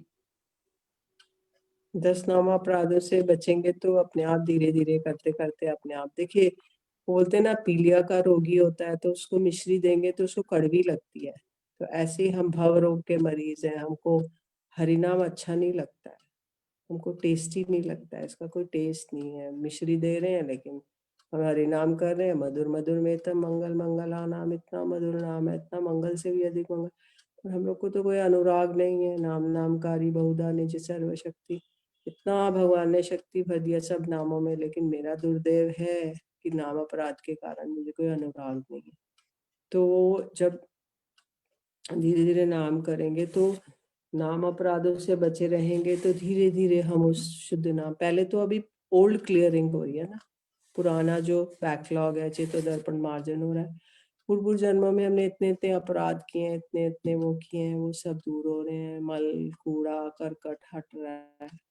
फिर धीरे धीरे फिर साफ सफाई होगी, धुलाई होगी, फिर उसके बाद भी आएगा। तो कितने जन्मों से तो हमने भजन नहीं किया, तो अभी टाइम लगेगा लेकिन हो जाएगा। फिर एक पूज्यपाद भारती महाराज जी कहते थे, हम लोग बोलते थे कि कब होगा, तो बोलते हैं यही तो बहुत बड़ा क्वेश्चन है कि किस दिन ऐसा हो जाएगा आपको पता नहीं चलेगा। उसके लिए कोई हम मुहूर्त नहीं निकाल सकते कि किस दिन होगा। करते रहो करते रहो करते रहो, एक दिन होगा। हरे कृष्णा दीदी, दंडवत प्रणाम। हरे कृष्णा। हाँ जी दीदी, मेरा प्रश्न ये था कि गुरुदेव के चरणों में निष्ठा किस प्रकार हमारी हो और मतलब बढ़े, हो और बढ़े। तो निष्ठा तो देखो, जैसे जैसे हमारा धीरे धीरे हम सेवा करेंगे, अब जैसे अब गैया का बछड़ा होता है, बछड़ी होती है, तो गैया तो कोई स्कूल में नहीं जाती, उसको तो ट्रेनिंग नहीं मिलती ना बच्चों को कैसे पालना है। और ऐसे किसी माँ का बच्चा पैदा हुआ है तो उसको तो कोई ट्रेनिंग नहीं मिलती है, लेकिन अपने आप स्वतः ही उसके लिए वो जो वो सेवा करती है, सेवा करते करते उसको उससे प्यार हो जाता है। शुरू में ठीक है, उसको लगेगा हाँ मेरा बच्चा है, बस इतना ही, लेकिन जब वो सेवा करती है तो उससे उसको और अधिक प्यार हो जाता है। तो ऐसे ही हम जब गुरु को एक आत्मवत, आत्मबंधु, हम लौकिक सद्बंधुवत भाव होगा, ये मेरे हैं, जब ये वाली भावना आ जाएगी तो फिर अपने आप ऑटोमेटिकली हमारा उनके प्रति भाव बढ़ता जाएगा। यदि हम उनको अपने से अलग समझेंगे, हम सोचेंगे मेरा जो बच्चा है उससे मुझे ज्यादा प्यार है, और गुरु मतलब अगर एक पलड़े में गुरुदेव को रखा जाए, एक पलड़े में अपने बच्चे को रखेंगे, तो बच्चे का अगर पलड़ा भारी होता है तो फिर तो अभी बहुत दूर है हम, गुरुदेव का भारी होगा तभी बात बनेगी। तो ऐसे ही समझेंगे कि ये कोई मेरे प्रियजन है, मेरे घर के सदस्य हैं, मेरे प्रियजन हैं, इनके सारे सुख दुख, इनकी सुख सुविधा का मुझे ध्यान रखना है। मैं नहीं रखूंगी तो कोई भी नहीं रखेगा। ये मत सोचो और लोग कर रहे हैं, ये सोचो मुझे ही करना है। और जहां तक हो सके, क्योंकि 3 लेगेड स्टूल है, अगर हरि नाम, हरि सेवा, हरि गुरु वैष्णव सेवा और ये सत्संग, तो अगर इन तीनों को मेंटेन करते हुए चलते हैं तो हम स्टेबल रहेंगे, और नहीं तो फिर गिर जाएंगे 2 स्टूल हुए, 2 लेग्स हुए। तो इसलिए चेष्टा करना पड़ेगा हम लोग ये सब कर सके।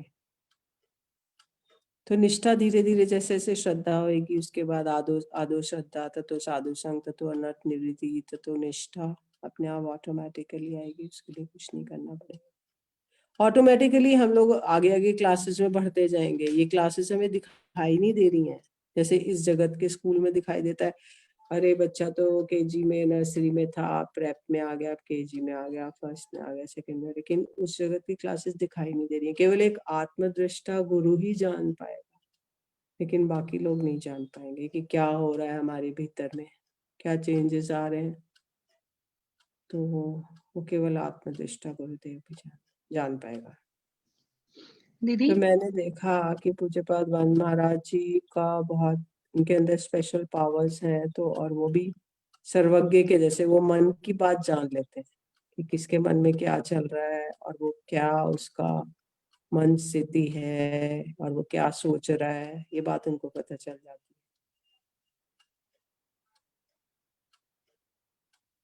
है। और हरे कृष्णा दीदी, दंडवत प्रणाम। हाँ जी, धन्यवाद जी। दीदी, मैंने देखा एक बार वृंदावन से महाराज जी को लेकर मैं मथुरा जा रहा था। वो कहते हैं मथुरा चलो, तो आप मिल गए। तो आपने कहा कि महाराज जी थोड़ा सा वहाँ मेरे घर होते हुए चलना, चैतन्य विहार। तो वहाँ वहाँ रुके आपके घर के आगे। महाराज जी कार में ही बैठे रहे, बाहर नहीं आए। आपको कुछ सामान देना था मत के लिए। आप ना सेब से भरा हुआ एक थैली लेकर आए, और जो है आपने जो है महाराज जी का, महाराज जी पता नहीं, मुझे एग्जैक्टली वर्ड्स नहीं याद, आपने कहा कि महाराज जी आप ये खा के देखो, है ना। तो महाराज जी ने एक बाइट खाया, आपने जो है उसको छीन लिया कि नहीं ये ठीक नहीं लग रहा, आप दूसरा ले लो। आपने कैसे चतुराई से जो उनका उच्चिष्ट ले लिया। और मतलब मैं सोच भी नहीं सकता हूँ कि महाराज जी ऐसे मतलब और कोई भी दे और वो रास्ते में ऐसे कुछ खा लें, मतलब इम्पॉसिबल है ना, उनके लिए ऐसा खाना। तो ऐसे जो विनम्र जो प्रीति, ऐसे जो सेवा का भाव, ये कैसे हम अपने अंदर लेकर आए हैं दीदी?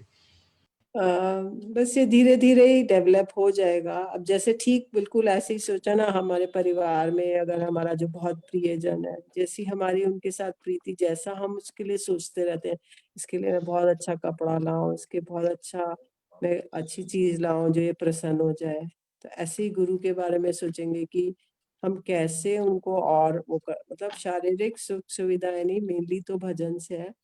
लेकिन अपने गुरुजी को भी हम लोग ऐसे करते थे, जैसे वो ब्रजमंडल परिक्रमा में जा रहे हैं तो उनको अमरूद दे दिया, फिर उन्होंने अमरूद खा लिया, तो उस पे पूरे उनके जो दंत के निशान आ जाते थे। फिर हम लोग बोलते थे गुरुजी ये अमरूद हमारे को दे दो। तो फिर वो बहुत हंसते थे। फिर कभी कभी वो उनको पेठा देते थे एकादशी पे, तो पेठा ले लेते थे। तो इस तरह से होता था। तो ये फेथ के ऊपर है, जैसे हमारा अगर फेथ होगा कि हमारा इनका, क्योंकि भक्त पद धूलि, भक्त पद जल, भक्त भुक्त अवशेष, तीने प्रेम दिए महाबल। तो इनके अंदर महाबल है कि ये प्रेम दे सकते हैं कृष्ण का। तो अगर यदि हम ये वाला उच्छिष्ट ले पाए तो बहुत अधिक हमें लाभ होगा। तो मतलब एक जैसे फ्रैंक, एक लौकिक सद्बंधुवत भाव, मतलब ऐसे नहीं कि हम मर्यादाओं का उल्लंघन कर देंगे, लेकिन मेरे गुरुजी मुझे बोलते थे कि ये फ्रैंक है मेरे से, मतलब हम कोई भी बात उनसे जाके डिस्कस कर सकते थे, और वो कभी वो नहीं, मतलब लौकिक परलौकिक सारी बातें डिस्कस कर लेते थे, और इतना अधिक घनिष्ठता किसी से नहीं थी और संसार में जितना गुरुदेव से थी। तो पूरा वो करते थे। तो मेरे को पूज्य पाद महाराज बहुत गाइड करते थे। तो उन्होंने एक बात मेरे को बोली थी, शुरू में मेरे को बहुत होता था कि मैं बस वृंदावन जाके रहूंगी। तो उन्होंने बोला कि धीरे धीरे होगा, धीरे धीरे जाते आते रहो, फिर धीरे धीरे होगा, एक साथ करने से समस्याएं आएंगी। तो वैसे ही किया मैंने, और फिर मेरे गुरुदेव ने भी कहा कि हाँ ऐसे नहीं करना है, तो फिर धीरे धीरे उससे सेटल हुआ। दीदी जी ये शिवा राठी प्रभु जी का एक क्वेश्चन है। वो बोल रहे थे जी उन्होंने अभी नारायण गोसाई महाराज जी को हृदय से अपना गुरु माना है, वो उनको जी कैसे खुश करें, और उन्होंने कभी धाम परिक्रमा भी नहीं की, तो हरिनाम किस तरीके से करें, वो क्या सोचे? तो अभी किससे लिया है हरिनाम? अभी किसी से नहीं लिया दीदी, अभी लॉकडाउन में गुरुदेव को ही फॉलो कर रहे हैं स्मृतियों के माध्यम से। अच्छा, रहते कहाँ है? ये गाजियाबाद में दीदी। अच्छा, तो यही सबसे अच्छा है। देखो एकलव्य ने क्या किया था कि द्रोणाचार्य को अपना गुरु बनाया। तो द्रोणाचार्य जी के पास गए, बोले मैं आपको गुरु धारण करना चाहता हूँ। तो द्रोणाचार्य जी ने मना कर दिया, क्योंकि वो जानते थे कि ये आगे जाके अर्जुन को मार डालेंगे, क्योंकि बहुत बहुत धुरंधर थे। तो फिर एकलव्य ने क्या किया कि द्रोणाचार्य जी की मूर्ति बनाई मिट्टी की, बालू की, और उनको गुरु मान के और धनुर्विद्या उनसे सीख ली। तो जब वो धनुर्विद्या के सीखने के बाद उनके पास गए, तो बोले कि तो मैं आपको गुरु दक्षिणा क्या दूं? तो द्रोणाचार्य जी ने कहा तुम मुझे अपना अंगूठा दे दो, क्योंकि अंगूठा अगर रहेगा तो ये सर्वश्रेष्ठ धनुर्धर यही रहते। तो फिर, और ये अर्जुन के बहुत बड़े शत्रु थे, तो इसलिए द्रोणाचार्य जी ने इनको ऐसे किया। तो अगर हम चिंतन करेंगे तो चिंतन का फल, अब अगर हम एक पत्थर को और पहाड़ को ही हम अगर पूज लेते हैं पेड़ को, तो वही हमारे को सब कुछ दे सकता है, उसके अंदर सारी शक्तियां आ जाएंगी। तो फिर अगर हम गुरु का चिंतन करेंगे तो उनकी सारी पावर्स आएंगी और धीरे धीरे वो व्यवस्था करेंगे। उनसे प्रार्थना करिए कि आप हमारे लिए कोई माध्यम बनाइए, क्योंकि एक हमें जीवंत गुरु की भी आवश्यकता है। ऐसा नहीं हो सकता हम खाली मतलब जो गुरु जी चले गए उनकी टीचिंग्स है वो सब है, लेकिन कोई एक जीवंत गुरु तो अब उनसे तो नाम ग्रहण करना पड़ेगा जो हमें उसी धारा में कनेक्ट कर दे, है ना। सारी जितनी भी नदियां आदि हैं वो सारे समुद्र में जाके मिलती हैं। और वैसे भी जो जैसे गंगा आदि नदियां हैं, तो जब गंगोत्री से चलती हैं और इतना वेग से चलती हैं कि वो पहाड़ को भी फोड़ देती हैं, और इतना मतलब उनको कोई नहीं रोक पाता। सो चलती रहती हैं, जब वो समुद्र में जाके मिलती हैं तब उनको शांति आती है। तो जैसे अपना ध्येय होता है ना, अपने ध्येय के पीछे इतना जोर से फोर्स से भागती हैं कि उनको कोई रोक नहीं सकता। तो ऐसे ही अगर हम अपना ध्येय बना लेंगे तो फिर हमारा निश्चित रूप से वो हमारी सहायता करेंगे। क्योंकि मैं जानती हूँ, मैं इस्कॉन में जाती थी तो मैं स्वामी महाराज से प्रार्थना करती थी। उनके शिव विग्रह थे इस्कॉन मंदिर ऋषभ कैलाश में। तो मैं उनको बोलती थी कि मुझे मेरे सदगुरु से मेरे मतलब सदगुरु मुझे मिले और वो मुझे स्वयं पकड़ ले, मैं उनको नहीं पकड़ूं। मैं पकड़ूंगी तो गलत गुरु मिल जाएंगे, वो मुझे पकड़े। तब फिर ऐसा ही हुआ। तो अगर आप प्रार्थनाएं करेंगे, उनको गुरु मानते हैं, आप उनसे प्रार्थनाएं करेंगे तो निश्चित रूप से वो आपकी सहायता करेंगे और आपको आगे बढ़ने के लिए कोई ना कोई माध्यम, कुछ ना कुछ क्लू मिलेगा। दीदी ये पूछ रहे हैं कि हरिनाम कैसे करें, क्या सोचे हरिनाम करते हुए? हरिनाम करते हुए जैसे आप उनके पास अगर गौड़ीय गीति गुच्छ है, कोई एक भजन पढ़ लिया, फिर उसका अर्थ सोचते सोचते हरिनाम कर सकते हैं। और ऐसे YouTube या वीडियो में भी आप देख सकते हैं, ब्रजमंडल का परिक्रमा दिखाया जाता है ना। जो वीडियोस हैं गुरुदेव की भी जब वो गए थे, तो वो सब वीडियोस देखकर ये कर सकते हैं, है ना। ब्रजमंडल परिक्रमा की बुक है, तो ऐसे करके कुछ ना कुछ मतलब पारमार्थिक कोई बुक पढ़ी, उसका चिंतन कर लिया, कोई कीर्तन सुना, उसका चिंतन कर लिया। तो ऐसे करते करते करेंगे। और नहीं तो नाम करेंगे, जोर जोर से उच्चारण करेंगे, उसको सुनते सुनते नाम करेंगे। शुरू में ये भी अच्छा है, तो उससे नाम से आपको एक स्पेशल पावर मिलेगी। जब स्टॉप करना है मुझे बता देना, क्योंकि आपका नेक्स्ट स्पीकर भी है ना। हरे कृष्णा दीदी। दीदी आपको कैसे हरे कृष्णा दीदी। हाँ जी। हाँ दीदी, मैं आपकी बहुत ऋणी हूँ। मुझे भजन में लाने के लिए आपने बहुत अथक प्रयास किए। पूरी मायावादी थी मैं। रोज 2 घंटे आप मुझे कथा के लिए देती थी, प्लस मैं चल नहीं पाती थी अपने बल से, तो आप जाती मेरे लिए चेयर लगाती थी, पटरा लेके आती थी, मेरे पैरों के नीचे लगाती थी, फिर मुझे कथा सुनाती थी, मुझे कुछ खाने को भी देती थी और डेली बुलाती थी अपने पास श्रवण के लिए। तो बहुत सारे ग्रंथ भी मैंने आपसे पढ़े, सारे श्लोक सीखे, बहुत कुछ लिखा। मैं अभी भी लिखा हुआ है, मैं आपको भेज रही थी ना उस दिन। मैं कहा दीदी ये सब एक एक वर्ड टू वर्ड आपने मुझे बताया। नहीं, वो सब आपके गुरुदेव का अरेंजमेंट है, देखो। नहीं, पर वो एक स्त्री के साथ मेरा पॉसिबल हो पाया, क्योंकि हम लोगों की फैमिलीज में पुरुष का संग इतना नहीं बताया जाता। तो ये विशेष कृपा गुरुदेव की भी रही, आपकी भी, कि आपके थ्रू ही हमें जोड़ा। और आपने बहुत प्रयास किया मेरे लिए, क्योंकि मेरे लिए तो चलना भी एक टास्क था। और आप बार बार गुरुदेव को बोलती थी इसके घुटने ऐसे हैं, ये एक सीढ़ी भी नहीं चढ़ सकती, इस पे कृपा करो कृपा करो। और उन्होंने कृपा कर ही दी मेरे ऊपर।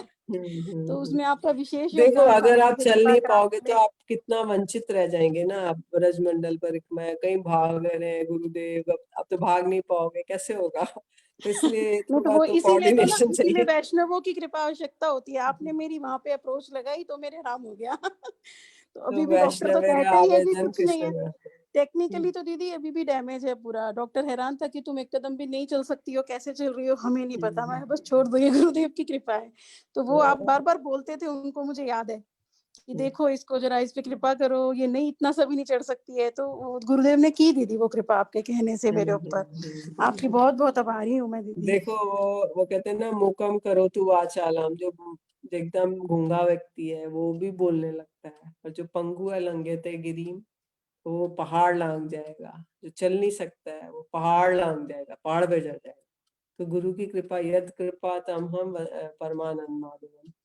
तो चलो, आप लोग का नेक्स्ट स्पीकर भी है, तो हम लोग रखते हैं फिर। और कोई क्वेश्चन तो नहीं है ना? और कोई क्वेश्चन फिर क्वेश्चन और नेक्स्ट कर लेंगे दीदी। ठीक है, जब जी, कभी जी। हो, आप लोग कोई प्रॉब्लम नहीं है, आप लोग मेरे को इसी, मेरा व्हाट्सएप नंबर है एक, जो ले लीजिएगा, नहीं तो सुचित्रा दीदी से, और आप मेरे को कर सकते हैं, मैसेज कर सकते हैं या कुछ भी, आप जैसे बोल भी। दीजिए दीदी ना, व्हाट्सएप नंबर अपना बोल दीजिए, कुछ अच्छा, लोग जानना चाहते हैं। 8077 560 8077 560 517। ठीक है। ठीक है वैसे तो दीदी, आप लोग थैंक यू के सो मच, गुरुदेव ही आपने सब कृपा समय करी हम लोग। अवेलेबल है, वही क्वेश्चन आंसर्स कर देंगे, लेकिन फिर भी कभी कोई प्रॉब्लम है तो डिस्कस कर सकते हैं जब जी। वो दीदी ब्राजील में होते हैं ना, तो 1 सेकंड भी नहीं दे सकते वो। अच्छा। अभी हमने बात किया था लास्ट टाइम, तो वो बोल रहे थे क्या करें, समय नहीं मिल रहा है, तो मुश्किल से उन्होंने समय निकाला था। अभी लास्ट फ्राइडे आए थे मेरे ख्याल में, और ये मकर संक्रांति के दिन। तो क्योंकि वहाँ बहुत बिजी होते हैं, वो बिल्कुल टाइम नहीं होता, और टाइम हाँ, वो वहाँ पे एक्चुअली उनको डिफरेंस बहुत कुकिंग ज्यादा भी है, करनी 8.5 घंटे पड़ती का है ना। अब इंडिया में तो कुकिंग नहीं करनी पड़ती, बट वहाँ जाके हरिनाम भी करना है, कथा भी सुनानी है, फिर ग्रंथ अध्ययन करना है, फिर कुकिंग करनी है, फिर मतलब बहुत सारी मैनेजमेंट हो जाती है। इंडिया में तो वो एक एस्पेक्ट से फ्री रहते हैं ना, तो इसलिए उनका अच्छा रहता है। तो कोई बात नहीं, तो ठीक है वो दीदी, भी तपस्या। फिर ठीक हम है, आप लोगों से हरे कनेक्ट हो कृष्ण। जाएंगे प्रश्न पूछने हरे के लिए कृष्णा, दोबारा से। ठीक दंडवत है दीदी, हरे प्रणाम, कृष्णा, सभी दंडवत के प्रणाम। चरणों में दंडवत प्रणाम। हरे ठाकुर कृष्णा, के दंडवत चरणों प्रणाम में हरे दीदी। कृष्णा, दंडवत प्रणाम दीदी दीदी। दंडवत प्रणाम। वैष्णव। हरे कृष्णा दीदी, दंडवत प्रणाम। हरे कृष्णा, धन्यवाद जी। तो अभी नेक्स्ट मित्र वृंदा दीदी, यू आर हियर। हरे कृष्णा। हरे कृष्णा। हरे कृष्णा, दंडवत प्रणाम दीदी। हाँ, हरे कृष्णा प्रभु जी, हरे कृष्णा। हरे कृष्णा।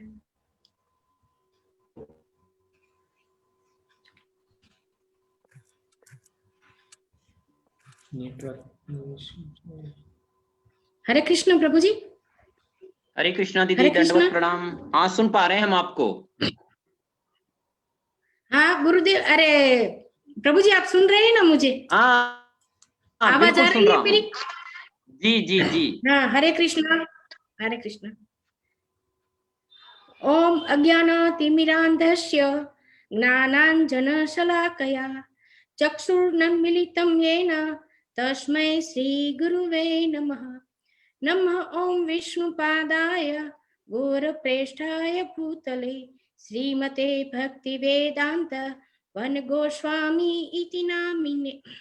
नित्यलीला प्रविष्ट ओम विष्णुपाद अष्टांग श्रीमद भक्ति वेदांत नारायण गोस्वामी महाराज की जय।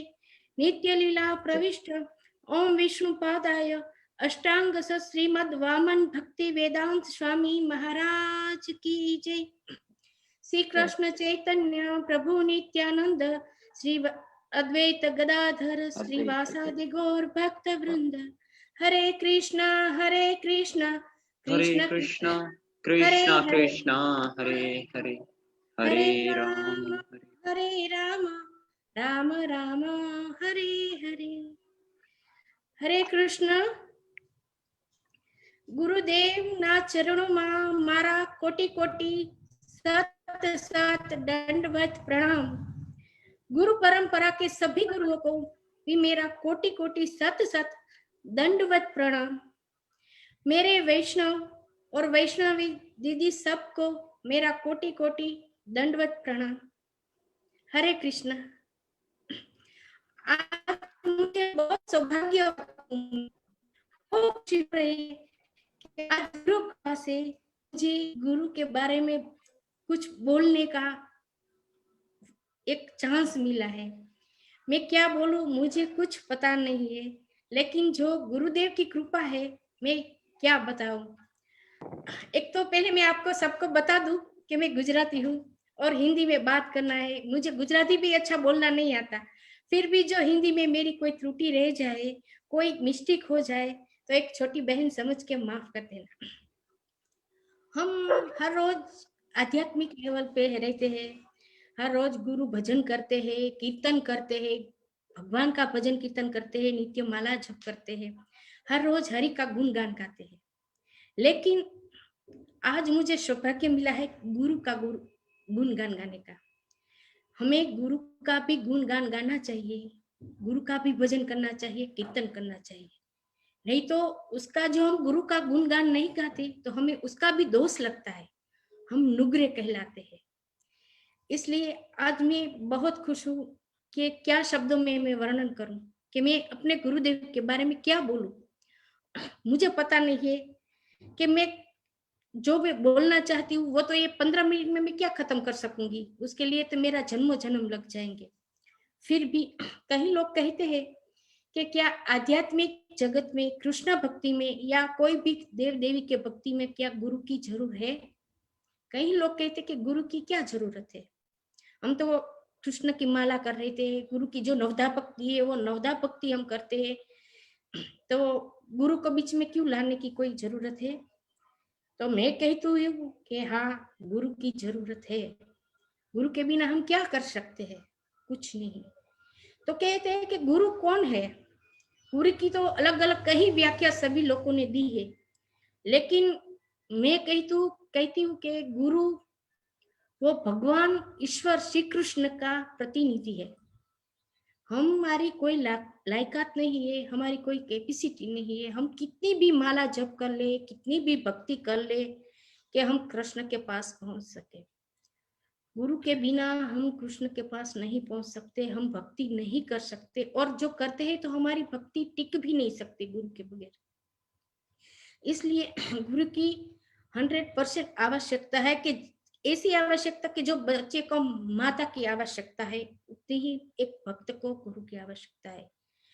तो मैं कहती हूँ कि गुरु कैसा होना चाहिए। लोग कहते हैं कि गुरु कहाँ होते हैं, कहाँ से ढूंढे, लेकिन आज ही समय में, कलयुग में गुरु कहते हैं कि कहाँ मिलते हैं, तो मैं कहती हूँ कि गुरु हर बाजार में बिकते हैं, हाँ खरीदते हैं।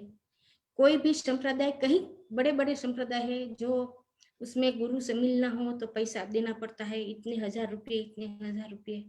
तो क्या ये सही है? मैं कहती हूँ कि ये सही नहीं है। हमें गुरु को ढूंढना है तो गुरु को हमें नहीं ढूंढना पड़ता, गुरु ढूंढ के हमारे पास आते हैं। मैं तो मेरा ही जो अनुभव है वो ही मैं आज तो बोलूंगी गुरु के बारे में। मेरे जीवन में प्रभुपाद की एंट्री हुई तो मैं प्रभुपाद को ढूंढने नहीं गई थी, प्रभुपाद मेरे सामने से आए थे। आज 4 साल पहले गुरुदेव भुज में आए। मुझे पता नहीं था कि पहली कथा गुरुदेव की भुज में है। मैं एक बार वहां से गुजर रही थी तो मैंने देखा, अरे ये तो कृष्ण की कथा है, ये हमारा गौड़ी संप्रदाय की कथा है। तब मुझे पता चला, मैं गुरुदेव से मिलने गई, कथा दो छेला लास्ट दिन था पहली बार जब गुरुदेव आए। पता नहीं मुझे क्या हो गया, मैं गुरुदेव से मिली, गुरुदेव मेरे घर पधारे।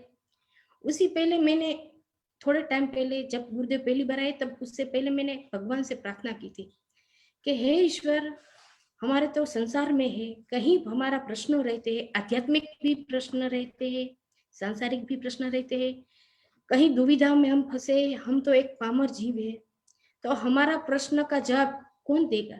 क्या हम इतनी भक्ति करेंगे तो क्या कृष्ण हमारा जवाब देना आएगा? क्या राधा रानी हमारे हर क्वेश्चन का जवाब देने आएगी? नहीं आएगी। उसके लिए हमें गुरु के पास जाना पड़ेगा। तभी मैं भगवान से बोली कि हे ईश्वर, जो तू है तो मुझे मेरे प्रश्नों के जवाब देने वाले तो गुरु ढूंढते मुझे। मैं गुरु को ढूंढने नहीं जाऊंगी, मैं घर के बाहर नहीं जाऊंगी, मुझे गुरु मेरे पास तुला दे। तभी ईश्वर की कृपा हुई, भगवान श्री कृष्ण की कृपा हुई और मेरे जीवन में गुरुदेव की एंट्री हुई। क्या कोई शब्द नहीं है, मैं क्या बताऊं। कि गुरुदेव कौन है। गुरुदेव को सब पता है कि कौन सा भक्त कहाँ है, कहाँ मुझे जाना है। न कहाँ गुरुदेव और कहाँ ये कच्छ, कहाँ से गुरुदेव कच्छ में आए और वो भी भुज में। ये सब पामर जीवों का उद्धार करने के लिए गुरुदेव को पता है कि मेरे कई बच्चे ये कच्छ में भी बैठे हैं, उसका उद्धार करने जाओ, उसका कल्याण करने जाओ। तभी गुरुदेव भुज में आए। और मैं राधा दीदी का बहुत धन्यवाद करती हूँ कि राधा दीदी आप गुरुदेव को भुज में लेके आई और हमें गुरुदेव से मिलने का, गुरुदेव का दर्शन करने का आपने हमें ये सौभाग्य दिया। मेरे जीवन में तो गुरु के अलावा कोई मैं दूसरा सोचती ही नहीं है। मेरा अनुभव कहती हूँ कि मैं कहीं बार कोई दुविधा में आ जाती हूँ ना, तो मैं कृष्ण के सामने, फोटो के सामने बैठ के रटती हूँ और बोलती हूँ कि ईश्वर तू अब रास्ता दिखा मुझे, अब मैं क्या करूँ। बहुत टेंशन में आ जाती हूँ तो रोने लगती हूँ। आप मानेंगे उसी वक्त एट ए टाइम कभी अनादि प्रभु का फोन आ जाता है तो कभी श्याम प्रभु का फोन आ जाता है और बोलते हैं कि दीदी गुरुदेव आपसे बात करना चाहते हैं। तब मैं सडनली ऐसे हो जाती हूँ कि अरे मैंने कृष्ण से प्रार्थना की और गुरुदेव का फोन आया। तो ये कृष्ण गुरुदेव है या गुरुदेव कृष्ण है क्या? अरे कृष्ण तुमने गुरुदेव से ये मैसेज पहुंचा दिया, तो गुरुदेव कोई मनुष्य तो है नहीं, वो हम नहीं जानते कि हमारा ये अंदर इंद्रिया बहुत पाप से भरी है, तो हम पहचान नहीं सके कि गुरुदेव कौन है। और गुरुदेव फोन करते हैं, मुझसे बात करते कि मित्र वृंदा कैसी हो, कोई तकलीफ तो नहीं है ना। और मैं क्या बोलूं, मैं रड़ती हूँ तो मेरी आवाज मुझे छुपानी पड़ती है। गुरुदेव को सब पता चल जाता है कि देखो मित्र वृंदा अभी मुसीबत में है या कोई प्रॉब्लम है। तभी तो गुरुदेव को वहां पता चल गया, तभी तो गुरुदेव ने फोन करवाया ने। एक गुरुदेव हमारे सामान्य नहीं है। और हमें जितनी भी आध्यात्मिक की जो भी हमें शिक्षा लेनी है, हम नसीबदार है कि हम लेनी चाहिए। और गुरुदेव की और भी हमें आशीर्वाद लेने के लिए हमें गुरुदेव ने जो हमें नियम दिया है उस नियम को हमें फॉलो करना चाहिए, तभी तो हम पे गुरु कृपा उतरेगी। नियम फॉलो नहीं करेंगे, भजन नहीं करेंगे तो गुरु कृपा नहीं उतर सकती। और हम इतने नसीबदार है, इतने कल्याणकारी है हमारी आत्मा कि ये ऐसा गुरु मिलना कोई सामान्य बाबत नहीं है और सामान्य बात नहीं है। ये कृष्ण कृपा थकी ही हमें ये गुरुदेव मिले हैं। कृष्ण कृपा के बगैर ये ऐसा कुछ नहीं होता, क्योंकि कहीं जन्मों से हमने कहीं पुण्य किए होंगे, कृष्ण की भक्ति की होगी, और कहीं एक जन्म में, कहीं जन्मों में हम गुरुदेव से जुड़े होंगे। तभी तो कृष्ण ने हमें ये कलयुग की माया जाल से बचा के इस गुरु के शरण में हमें डाल दिया। तो गुरुदेव मैं आपको सत सत कोटि कोटि नमन करती हूँ कि मेरे जीवन में आप आए, और जो आपने कृपा की है उसका तो मैं क्या बयान करूं, मेरे पास कोई शब्द नहीं है। क्योंकि जो आपका मैं आज भजन कर रही हूँ, आपका मैं जो आपके बारे में बोल रही हूँ, उसके लिए मेरा तो ये गंदा मुख है। उसकी ये वाणी में कहाँ से लाऊं, शुद्ध वाणी, शुद्ध ग्रामर में कहाँ से लाऊं कि आपके बारे में मैं चर्चा कर सकूं। तो अभी मुझे आपके बारे में बोलना ही पड़ेगा गुरुदेव, कि आपने जो मेरे जीवन में दया की है, जो कृपा की है, उसका मैं ऋण नहीं चुका सकती।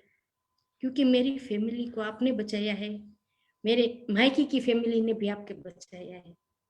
आपकी कथा में बैठी थी, मैं कथा सुन रही थी, और जो एक आंधी आ गई, वो आंधी आपने निकाल दी। मैं उसका मेरी खाल उतार के गुरुदेव मैं आपको दे दूं ना, तो अभी मैं इस जन्म में तो क्या जन्मों जन्म में मैं आपका ऋण नहीं चुका सकूंगी गुरुदेव। और मैं चाहती हूँ कि हर जन्म में आप मुझे मिले। और गुरुदेव जब भी गुरुदेव का फोन आता है, गुरुदेव का वीडियो देखती हूँ, तो मुझे पता नहीं क्या हो जाता है, मैं बहुत भावुक हो जाती हूँ एक बच्चे की तरह मेरे मन में आ जाते कि जैसे पिता कई सालों से बाहर हो, 12 महीने से, 2 साल से, और छोटा बच्चा उसके पिता आए तो कैसे खुश हो जाता है, गले लग जाता है उसके पिताजी को देख के। मैं गुरुदेव को देखती हूँ तो मुझे कोई भान नहीं रहता, मुझे ऐसे लगे मेरे पिता आए, मुझे झूमने का, नाचने का मन हो जाता है। मैं गुरुदेव को मिस यू बोल देती हूँ, क्या क्या बोल देती हूँ, गुरुदेव आप मेरे पप्पा है, ऐसे भी बोल देती हूँ। और गुरुदेव, मैं आप जब आपका वीडियो देखती हूँ तो मैं ये देखती हूँ कि आप कितने मासूम हैं, कोई पाप नहीं, कोई द्वेष नहीं, कुछ आप में नहीं है। हम बहुत लकी है गुरुदेव कि आप हमारे जीवन में आए, और आपके बारे में तो और मैं क्या बोलूं, बहुत सोच के रखा था, आज मुझे कुछ अभी याद नहीं आ रहा है। फिर भी गुरुदेव, मैं सभी भक्तों को कहती हूँ कि आध्यात्मिक लेवल पे हमें और भी आगे बढ़ना है, और गुरु की शरण में रह के हमें आगे बढ़ना है, तभी तो हम हमारा उद्धार कर सकेंगे। कई लोग ये बोलते हैं कि गुरु कौन है, क्या कि गुरु के बगैर कर सकते, गुरु के बगैर भी हम भक्ति कर सकते हैं? नहीं कर सकते। गुरु नहीं होगा तो आप अपना हाथ कौन पकड़ेगा, कौन हमें गोलोक वृंदावन धाम लेके जाएंगे? सभी एक कलयुग के जीव को पता नहीं है कि गुरु जैसे माता पिता की जगह है, जो माता बालक के माता पिता नहीं होते तो बालक की क्या दशा हो जाती है, वैसे जो हमारी जीवन में गुरु नहीं होते तो हमारी क्या दशा हो जाती। अरे देखिए, ये भयंकर कलयुग आ रहा है, चल रहा है, अभी तो पीछे बहुत ताप आ रहा है, क्या हम ये ताप सहन कर सकेंगे? भगवान को पता था कि कलयुग में मेरे भक्त बहुत परेशान हो जाएंगे, मेरे भक्तों को कष्ट पड़ेगी, मेरे भक्त ये ताप सहन कलयुग का नहीं कर सकेंगे, और मैं तो मेरे भक्तों के पास नहीं जा सकता, तो उसने गुरु को भेजा। और गुरु कोई नहीं है, ये ईश्वर की प्रतिनिधि है, ईश्वर के जो हाथ में रूह होती है, जो रोम होती है रुआंटे, वही गुरु है। जो आकाश में सितारे चमक रहे, कई बार हम देखते हैं कि सितारे करते हैं, वही गुरु आते हैं, वही गुरु है, वही ऋषि मुनि है, ये संत है। हमें पहचानने में बहुत देर हो गई है और हमारा टाइम बहुत पसार हो गया है। मुझे बहुत अफसोस है कि गुरुदेव आप मेरे जीवन में पहले ये 25-30 साल पहले क्यों नहीं आए? मेरी जिंदगी तो देखो कितनी कैसे हो गई, मैं कैसे अब भक्ति कर सकूंगी? बहुत टाइम पर, खबर नहीं कितना टाइम है, ये बोलते बोलते कुछ भी हो जाता है। गुरुदेव आप बहुत महान है, और गुरु आपके बगैर तो मैं एक कदम भी नहीं चल सकती। मैं क्या बताऊं गुरुदेव। गुरु की मेरी एक फ्रेंड है, वो गुरु क्या है मैं आपको बताती हूँ कि गुरु कौन व्यक्ति है, गुरु क्या तत्व है। कोई तत्व नहीं है, कोई वस्तु नहीं है, फिर भी गुरु कौन है। मेरी एक फ्रेंड है, वो बहुत आध्यात्मिक है, वो भी कृष्ण की शूला माला करती है, फिर भी उसके घर में हर की प्रकृति पति बेटे की अलग अलग रहती है। तो उसके पति की प्रकृति थोड़ी अलग है, वो कभी कभी ड्रिंक्स ले लेते हैं। तो एक बार क्या हुआ कि उसके घर में कोई फैमिली आई, मेंबर आया, तो उसकी ड्रिंक्स की बोतल खत्म हो गई। तो उसके हस्बैंड ने बोला कि आज वो जो मेरी ड्रिंक की बोतल है वो निकाल के रखना, रात को मेरा फ्रेंड आने वाला है, मैं वही बोतल पीऊंगा। तो मेरी फ्रेंड ने जाके देखा तो बोतल तो आधी खत्म हो गई थी, और उसमें जो उसके घर में मेंबर आए थे ना, वह हर रोज बोतल में से ड्रिंक निकाल के पानी डालते थे। मेरी बहन ने देखा, अरे बाप रे, ये क्या हो गया, 1 घंटा ही बाकी है, अभी आ जाएंगे मेरे हस्बैंड, तो घर में पता नहीं मेरे साथ क्या हो सकता है। तो वो गई गुरुदेव के फोटो के पास, गुरुदेव को बोला, गुरुदेव अब आप ही जो करना है आप करिए, मेरे पास और कोई नहीं है। देखो उसको गुरु पे कितनी श्रद्धा थी, क्यों कृष्ण के पास नहीं गई, क्यों राधा जी के पास नहीं गई, अपना बेटा भी घर में था, क्यों अपने बेटे के पास नहीं गई, क्यों गुरु के पास गई। और देखिए गुरु, वो बहुत डिप्रेशन में आ गई और उसने अपने जो गार्डन था वो गार्डन में घूमने गई और गुरुदेव को याद कर रही थी। तभी से एक सामने से एक प्रभु जी आ रहे थे और उसने बोला कि देख लीजिए भाभी, ये बोतल हमारा भाई आए तो उसको दे देना। और मेरी फ्रेंड थी, वो बहुत खुश हो गई कि बाप रे, यही बोतल तो मैंने गुरुदेव से प्रार्थना की थी, गुरुदेव आप जाइए कुछ करिए, मेरा पति अब आएगा तो कुछ मुझे मार भी सकता है। तो देखिए गुरुदेव ने, मैं ऐसा नहीं बोलती कि गुरुदेव ने ऐसी कृपा की, पर गुरुदेव ने अपनी भक्ति अपनी बेटी पे, अपने शिष्य पे कृपा की कि मेरे शिष्य को, मेरी बच्ची को दुख होगा, उसका पति आएगा, कुछ भी कर सकता है, मार सकता है, डांट सकता है, घर में कुछ युद्ध भी हो सकता है। तो गुरुदेव ने अपनी बेटी को, अपनी शिष्या को बचा लिया। ये गुरु है। और गुरु के में मैं आपको क्या, कितने आपको मैं दाखले दूं। मैं ये कहती हूँ कि हमें, जो कई लोग कहते हैं कि हमें गुरुदेव कैसे मिलना चाहिए, कहाँ से हम ले, क्या करें, बहुत डर लगता है कलयुग में, अभी राफड़ा फाट रहा है गुरु का। तो मैं कहती हूँ कि आप कुछ मत करिए, कृष्ण के शरण में चाहिए, कृष्ण को बोलो, हे कृष्ण, मैं तो तुम्हें जो भी काम कहूंगी, जो भी बात कहूंगी, तू मुझे आंसर नहीं दे सकता, तो मेरे जीवन में तू गुरु को लेके आ। सच में गुरु आपके जीवन में आएंगे। शिष्य को गुरु को ढूंढने जाना नहीं पड़ता, गुरु को ढूंढते ढूंढते शिष्य के पास आते हैं। गुरु को सब पता है, उसको पता है मेरा शिष्य कहाँ कहाँ है, कौन कौन है। उसको गरीब, तवंगर, गोरा या काले का कोई भेद नहीं होता। गुरु को अपने बच्चे सब एक समान होते हैं। देखिए हमारे गुरुदेव कहाँ से कहाँ भुज कच्छ में आ गए, ये रण में आ गए, क्यों?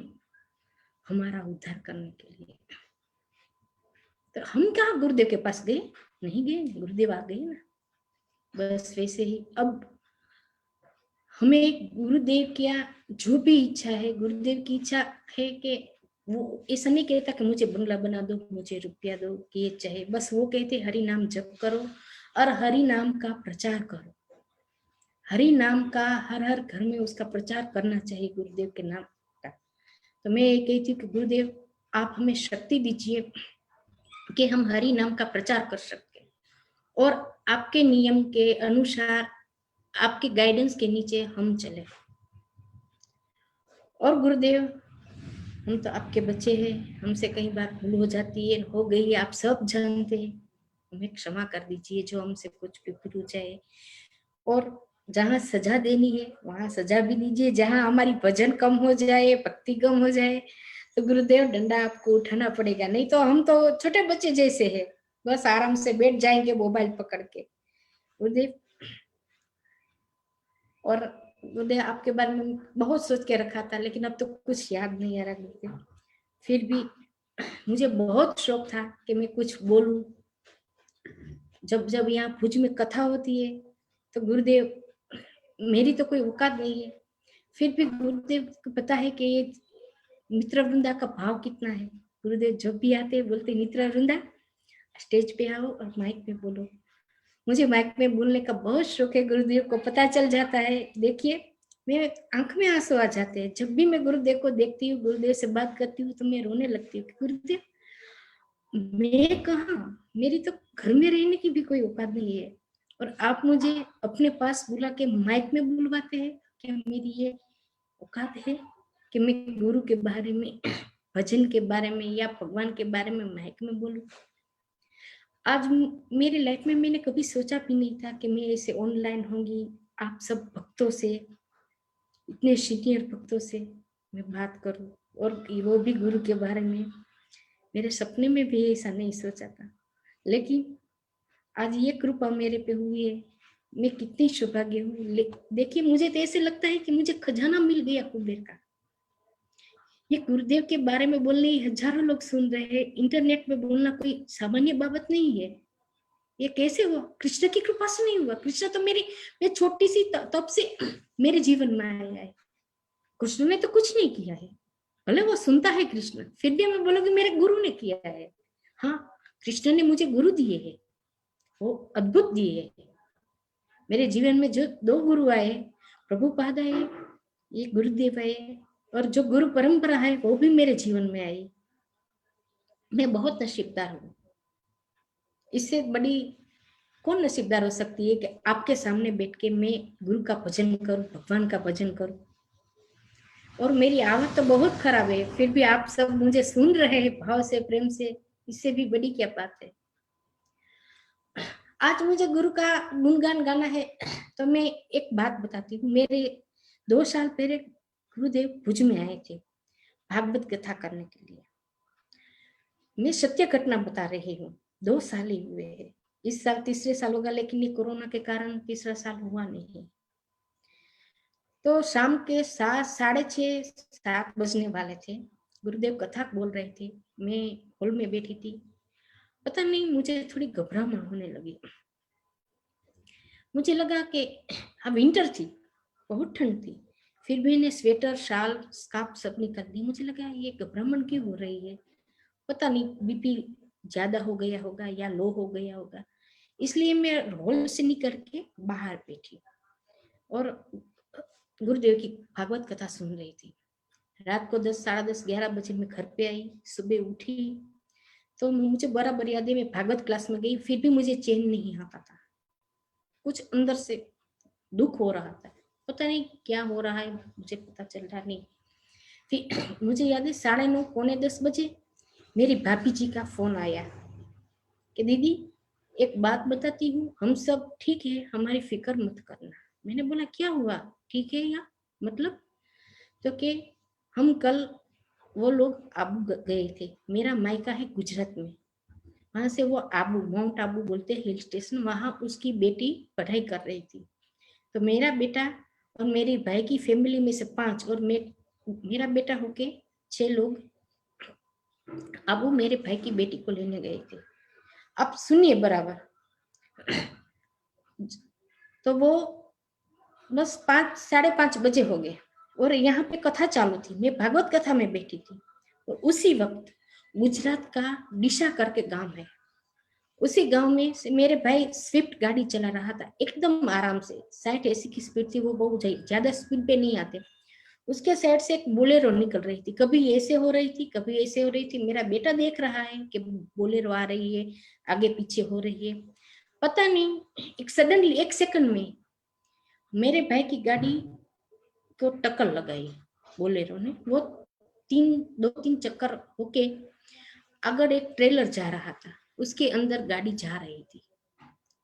पता नहीं, सब मेरा बेटा बोला मम्मी हमें लगा कि हमें कुछ हो जाएगा, हम सब अभी खत्म हो जाएंगे। वो गाड़ी पता नहीं अंदर गई और अंदर से वापस आ गई, किसी ने खींच ली जैसे, और 3 राउंड करके गाड़ी को एक और दूसरी ओर निकाल दिया विरुद्ध दिशा में, और गाड़ी अपने आप खड़ी हो गई और वो जो ट्रेलर था वो चला गया। उसी वक्त मैं कथा में बैठी, मैंने आपको बोला ना कि मुझे बहुत बेचैनी हो रही थी कि कुछ हो रहा था। उसी वक्त मैं भागवत कथा में थी। मैंने बोला अरे बाप रे, एक घटना हुई। तो कि दीदी कल शाम को 5:30, पौने 6 के बीच हुई। उसी वक्त मुझे घबराहट हो रही थी। देखिए ये भागवत कथा, ये गुरु कृपा। कहीं लोग भागवत पढ़ते हैं, कहीं गुरुदेव पैसा लेके भागवत करते हैं, रुपीस लेके भागवत करते हैं, उसका फल नहीं मिलता। और ये देखो हमारे गुरु ने मेरी पूरी फैमिली को गुरु कृपा से पूरी फैमिली को बचा दिया। ये भागवत कथा ने बचा दिया, ये गुरु क्या तप ने, गुरु के सत्य ने बचा दिया, और कोई होता तो नहीं ये करता। हाँ, इतना एहसान गुरुदेव ने मुझ पे किया है, तो क्या मैं नौकरी हूँ कि गुरु का गुणगान न गाऊं? मुझे उस वक्त बहुत रोना आया, मैं तरत गई। एक दीदी था, उसको फोन किया, मैं चलो हम गुरु के पास जाए। तो वो बोली कि नहीं अभी तो गुरुदेव सो रहे होंगे, अभी तो 12-1 बजा है। मैंने बोला गुरु कभी सोता नहीं, गुरु जब सो जाएंगे तो ये दुनिया का विनाश हो जाएगा, गुरु जागते हैं। तो कि नहीं गुरुदेव आराम करते हैं। मैं तो गुरुदेव आराम भी नहीं करते, मुझे गुरुदेव के पास जाना है, मुझे जल्दी ले जाओ। मैं गुरुदेव के पास गई, गुरुदेव को देख के मैंने रोना आ गया, बहुत रड़ी। मैंने बोला गुरुदेव आज ये भागवतम भगवान ने, आज आपने मेरी फैमिली को बचा दिया, मैं आपको क्या दूं? मैं तो कुछ दे नहीं सकती सिवाय कि आपका गुणगान। और गुणगान तो हर रोज मैं कृष्ण का करती हूँ, भजन कृष्ण का करती हूँ, मैं कहाँ आपका करती हूँ। फिर भी आप इतनी बड़ी कृपा की। देखिए गुरु कभी नहीं कहता कि तुम मेरा भजन करो भक्तों, तुम मेरी पूजा करो। गुरुदेव क्या कहते हैं? कृष्ण के चरण में जाओ, हरि के चरण में जाओ। यही सच्चा गुरु है। हमें गुरु को परखना चाहिए। गुरु हमें परखता है, हमें भी देखना चाहिए कि गुरु कैसा है। ऐसे वैसे के पास नहीं जाना चाहिए। और हमारा जो संप्रदाय है, चारों संप्रदाय में से, ये तो स्वर्ग में से राधा रानी ने उतारा है। ये कोई जमीन से पैदा नहीं हुआ है कि किसी लोग ने नहीं बनाए है। ये कहीं अनसमझू लोग हैं, उसको पता नहीं है कि हम कहाँ आ गए हैं। हम इसलिए वो लोग वृंदावन धाम में ये संप्रदाय में आ गए। और इस संप्रदाय का हमें आदर सम्मान करना चाहिए, उस नियम पे हमें चलना चाहिए। तो उस गुरुदेव की गुरु परंपरा में रह के हमें हमारी आध्यात्मिक लेवल का और आगे बढ़ाना चाहिए। कहीं जन्मों लेके हम आए और कहीं जन्म लेने वाले, पता नहीं हमारा क्या होगा। कहीं पाप करते हैं, जितना पाप करते हैं उतना भजन भी नहीं करते, उतना तो पुण्य नहीं करते। हम इंसान है, हम पामार जीव है। कहा हर रोज में मैं तो कितना पाप कर देती हूँ, वाणी से पाप करती हूँ, मन में कोई कुभाव आ जाता है, स्वार्थ आ जाता है, किसी प्रति ईर्षा आ जाती है, वही सब पाप ही है। फिर भी इस पाप से बचाने वाला कोई है तो सिर्फ गुरु है, भगवान नहीं है। भगवान कुछ नहीं करता। भगवान ने बोल दिया जाओ गुरु के शरण, मैंने तुम्हें गुरु दे दिया है, अब तुम जानो तुम्हारा गुरु जाने।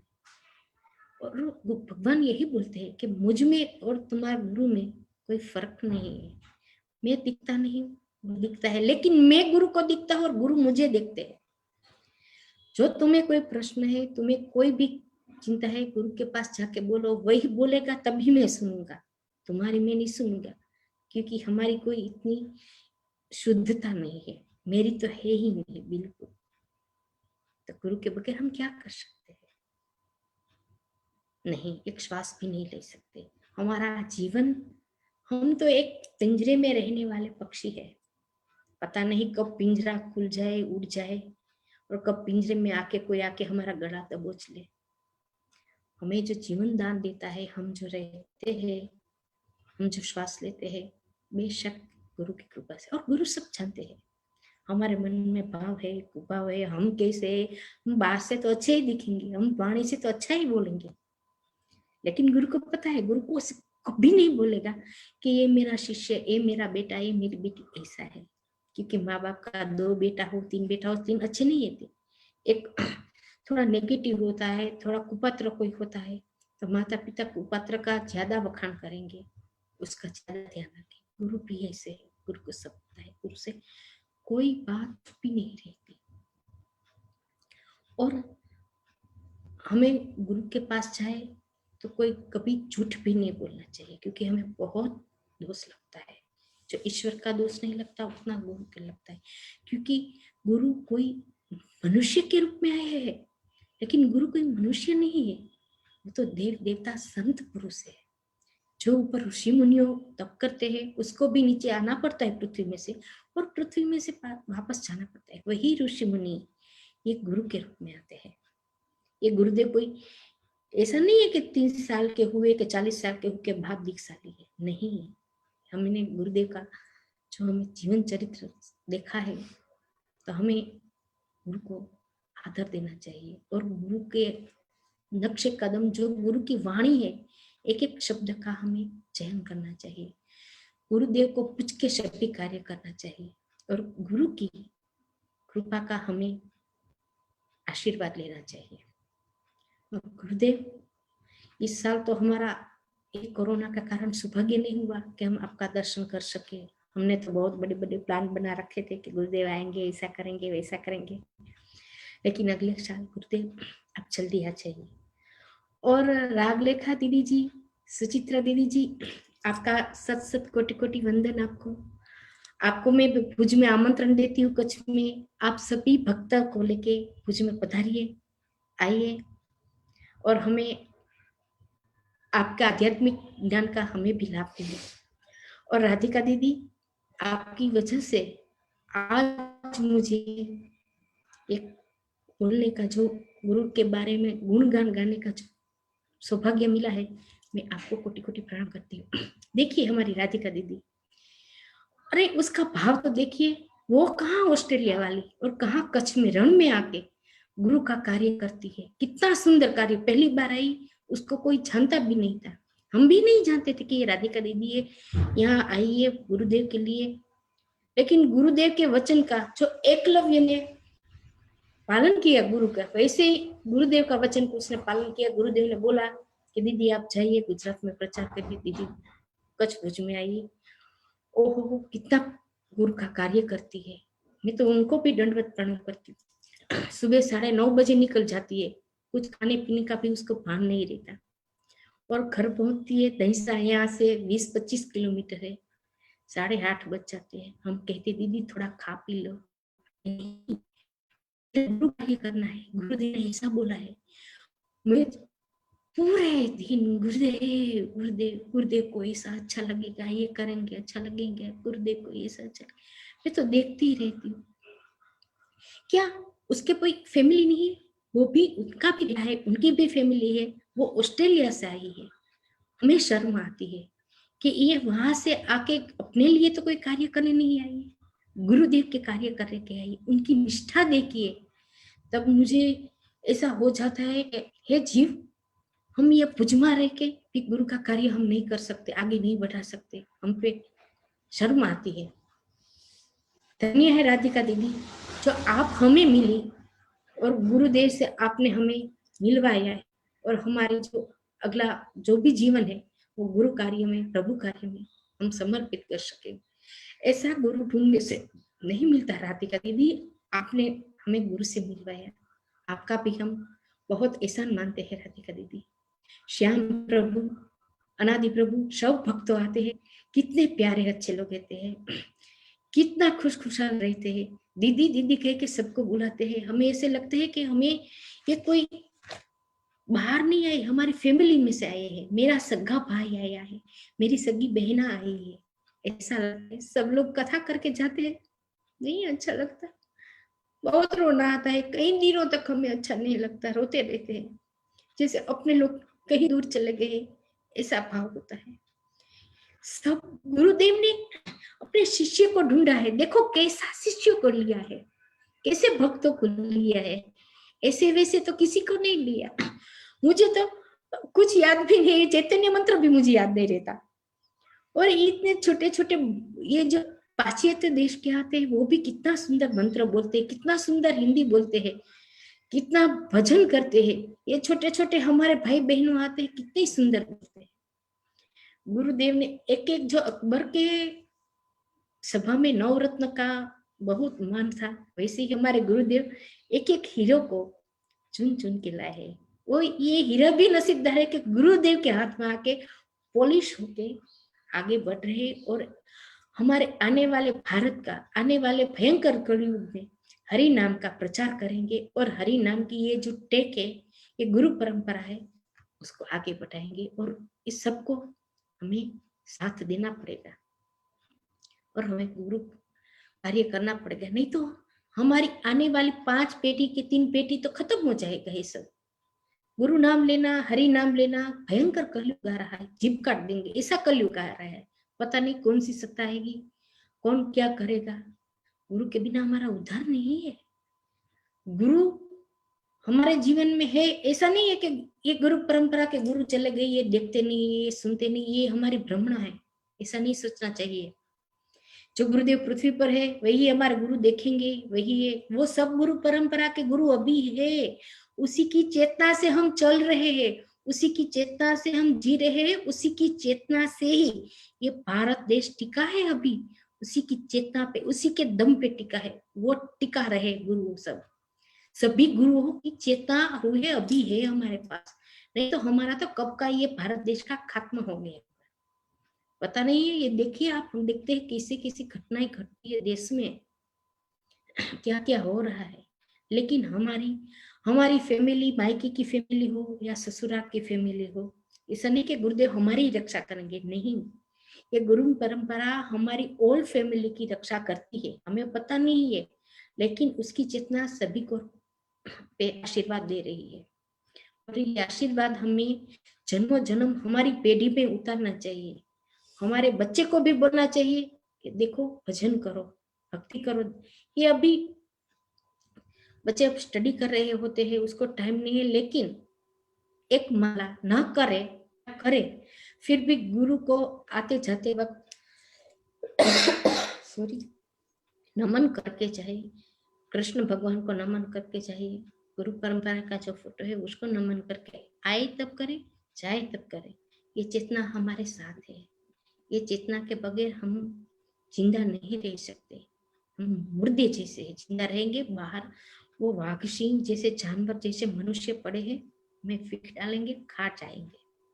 ये चेतना ही भारतवर्ष को बचा रही है, आगे भारत को और भक्ति को ये चेतना ही, गुरु परंपरा की चेतना ही बचाएंगे। हम तो क्या कर सकेंगे, हमारी कोई औकात नहीं है। बाहर हरे कृष्णा दीदी, एक प्रश्न है आपसे। हरे कृष्णा। हाँ जी, हरे कृष्णा दीदी, मैं ये पूछ रहा हूँ, आप कैसे मिले गुरुदेव से? आप गुरुदेव से कैसे मिले ये बताइए। हाँ गुरुदेव 3-4 साल, ये 5वीं कथा आने वाली थी अभी, जो भुज में ये नवंबर में आने वाली थी, पुरुषोत्तम मास में। उससे पहले गुरुदेव की जब फर्स्ट कथा थी ना, तब मैं गुरुदेव का वहाँ जो हमारा जैनवाड़ी में कथा थी, वहां मुझे पता नहीं था कि गुरुदेव की कथा चल रही है। मैं वहां से निकली और मुझे लगा कि तो हमारा गौड़ी संप्रदाय की कथा चल रही है, ये कौन है मुझे पता नहीं था। और लास्ट 2 दिन ही बाकी रहा था, 7-6 दिन चला गए, मुझे पता नहीं। मेरे प्रभु जी ने बोला कि देखो यहाँ कथा चल रही है, तो मैंने बोला कथा चल रही है लेकिन मुझे अभी जहाँ जाना है वो टाइम खत्म हो जाएगा। मैं दूसरे दिन गई और गुरुदेव की कथा सुनी। 7-7:30 बजे कथा पूरी हुई, मैं गुरुदेव से मिली और पता नहीं जैसे अपना पहली बार ही मिली थी, राधा दीदी से मिली। मैंने बोला दीदी मुझे आप सबसे मिलना है, गुरुदेव से मिलना है, क्या गुरुदेव मुझसे बात कर सकेंगे? राधा दीदी ने बोला कि हाँ क्यों नहीं बात करेंगे, आओ। गुरुदेव के और गुरुदेव को मैं बस इतना ही बोला, गुरुदेव आपका चरण मेरे घर पे पगला करवाना है, आप मेरे घर आएंगे, बस इतना ही मैंने बोला। गुरुदेव के हाँ क्यों नहीं आएंगे। तो गुरुदेव दूसरे दिन सुबह मेरे घर आए। बस वो पहली बार जब कथा हुई, आज 5वां साल चल रहा है, उसी वक्त में ऐसे मिली गुरुदेव से और मेरे जीवन में गुरु का प्रवेश हो गया उसी वक्त से। वही वहां से मेरे गुरु की कृपा मुझे मिली और बस ये कृपा गुरुदेव की चलती रही। अब तो गुरुदेव ऐसे लगता है कि मेरे गुरु नहीं है, मेरे माता है, पिता है, सब कुछ मेरा ही गुरु है। और क्या मैं बताऊं, मेरे पास कोई शब्द नहीं है प्रभु जी। बस आप सबका बहुत बहुत धन्यवाद है। ठीक है दीदी, बहुत बहुत धन्यवाद। हाँ जी, और गुरुदेव को मेरा मैसेज देना, मैं गुरुदेव को दंडवत प्रणाम करती हूँ। हाँ, और दूसरी बार लाभ देना प्रभु जी मुझे, ऐसा है गुरु का गुणगान करने का। हरे कृष्णा। आप तो ऐसे ही श्रेष्ठ हैं, आप तो सदा सर्वदा हृदय में गुरुदेव का गुणगान करते ही रहते हैं। आपने एक बड़ी सुंदर बात बोली कि बिना गुरुदेव के हमारे जीवन का कल्याण नहीं हो सकता। जैसा कि वो स्वामी जी ने भी कहा है कि बिनु गुरु भवनिधि तरहि न कोई, जो विरंची संकर्षण हुई। बिना गुरु के कोई इस भव सागर को नहीं पार कर सकता, चाहे कोई हो, कोई भी व्यक्ति हो, बिना गुरु के इस भव सागर को नहीं पार कर सकता, नहीं पार सकते। कैसे भी आपने बहुत सुंदर बोला अपने हृदय के भावों से।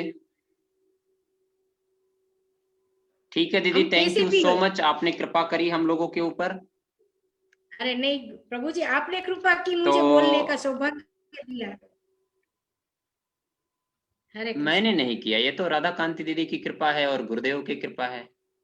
अरे राधा कांति दीदी बहुत मेहनत कर रही है, धन्यवाद। बहुत कर रही है। हाँ मुझे पता है, मैं सबको बताना चाहता हूँ थोड़ा आपके बारे में। ये मित्रवृंदा दीदी हैं और हमने देखा वहां पे जब हम लोग थे भुज में, श्रीमद् भागवतम हो रहा था, तो पूरी कथा होने के बाद मित्रवृंदा दीदी बड़ी सेवा करती थी। आपके साथ एक दीदी और थी, उनका क्या नाम है? कृष्णा दीदी। कृष्णा दीदी। हमने देखा ये दीदी 9:30 बजे पूरा प्रसाद, हाँ, सबको प्रसाद करा के फिर जाती थी वहां से। और मुझे लगता है आप घर पहुंचते थे 10-10:30 के करीब। तो बहुत सेवा आप लोगों ने गुरुदेव की है और इसके लिए बहुत बहुत धन्यवाद। और यही प्रार्थना है कि आप लोग पुनः जुड़े रहें और हरे कृष्ण महामंत्र नित्य करते रहें और हम लोग के ऊपर कृपा करें। राधा कांति दीदी की जय, मित्रविंदा दीदी की जय, श्रील गुरुदेव की जय, गुरु परंपरा की जय, अनंत कोटि वैष्णव वृंद की जय। निताई गौर प्रेमानंदे। हरि हरि हरि बोल, हरि बोल, हरे कृष्णा, हरि बोल।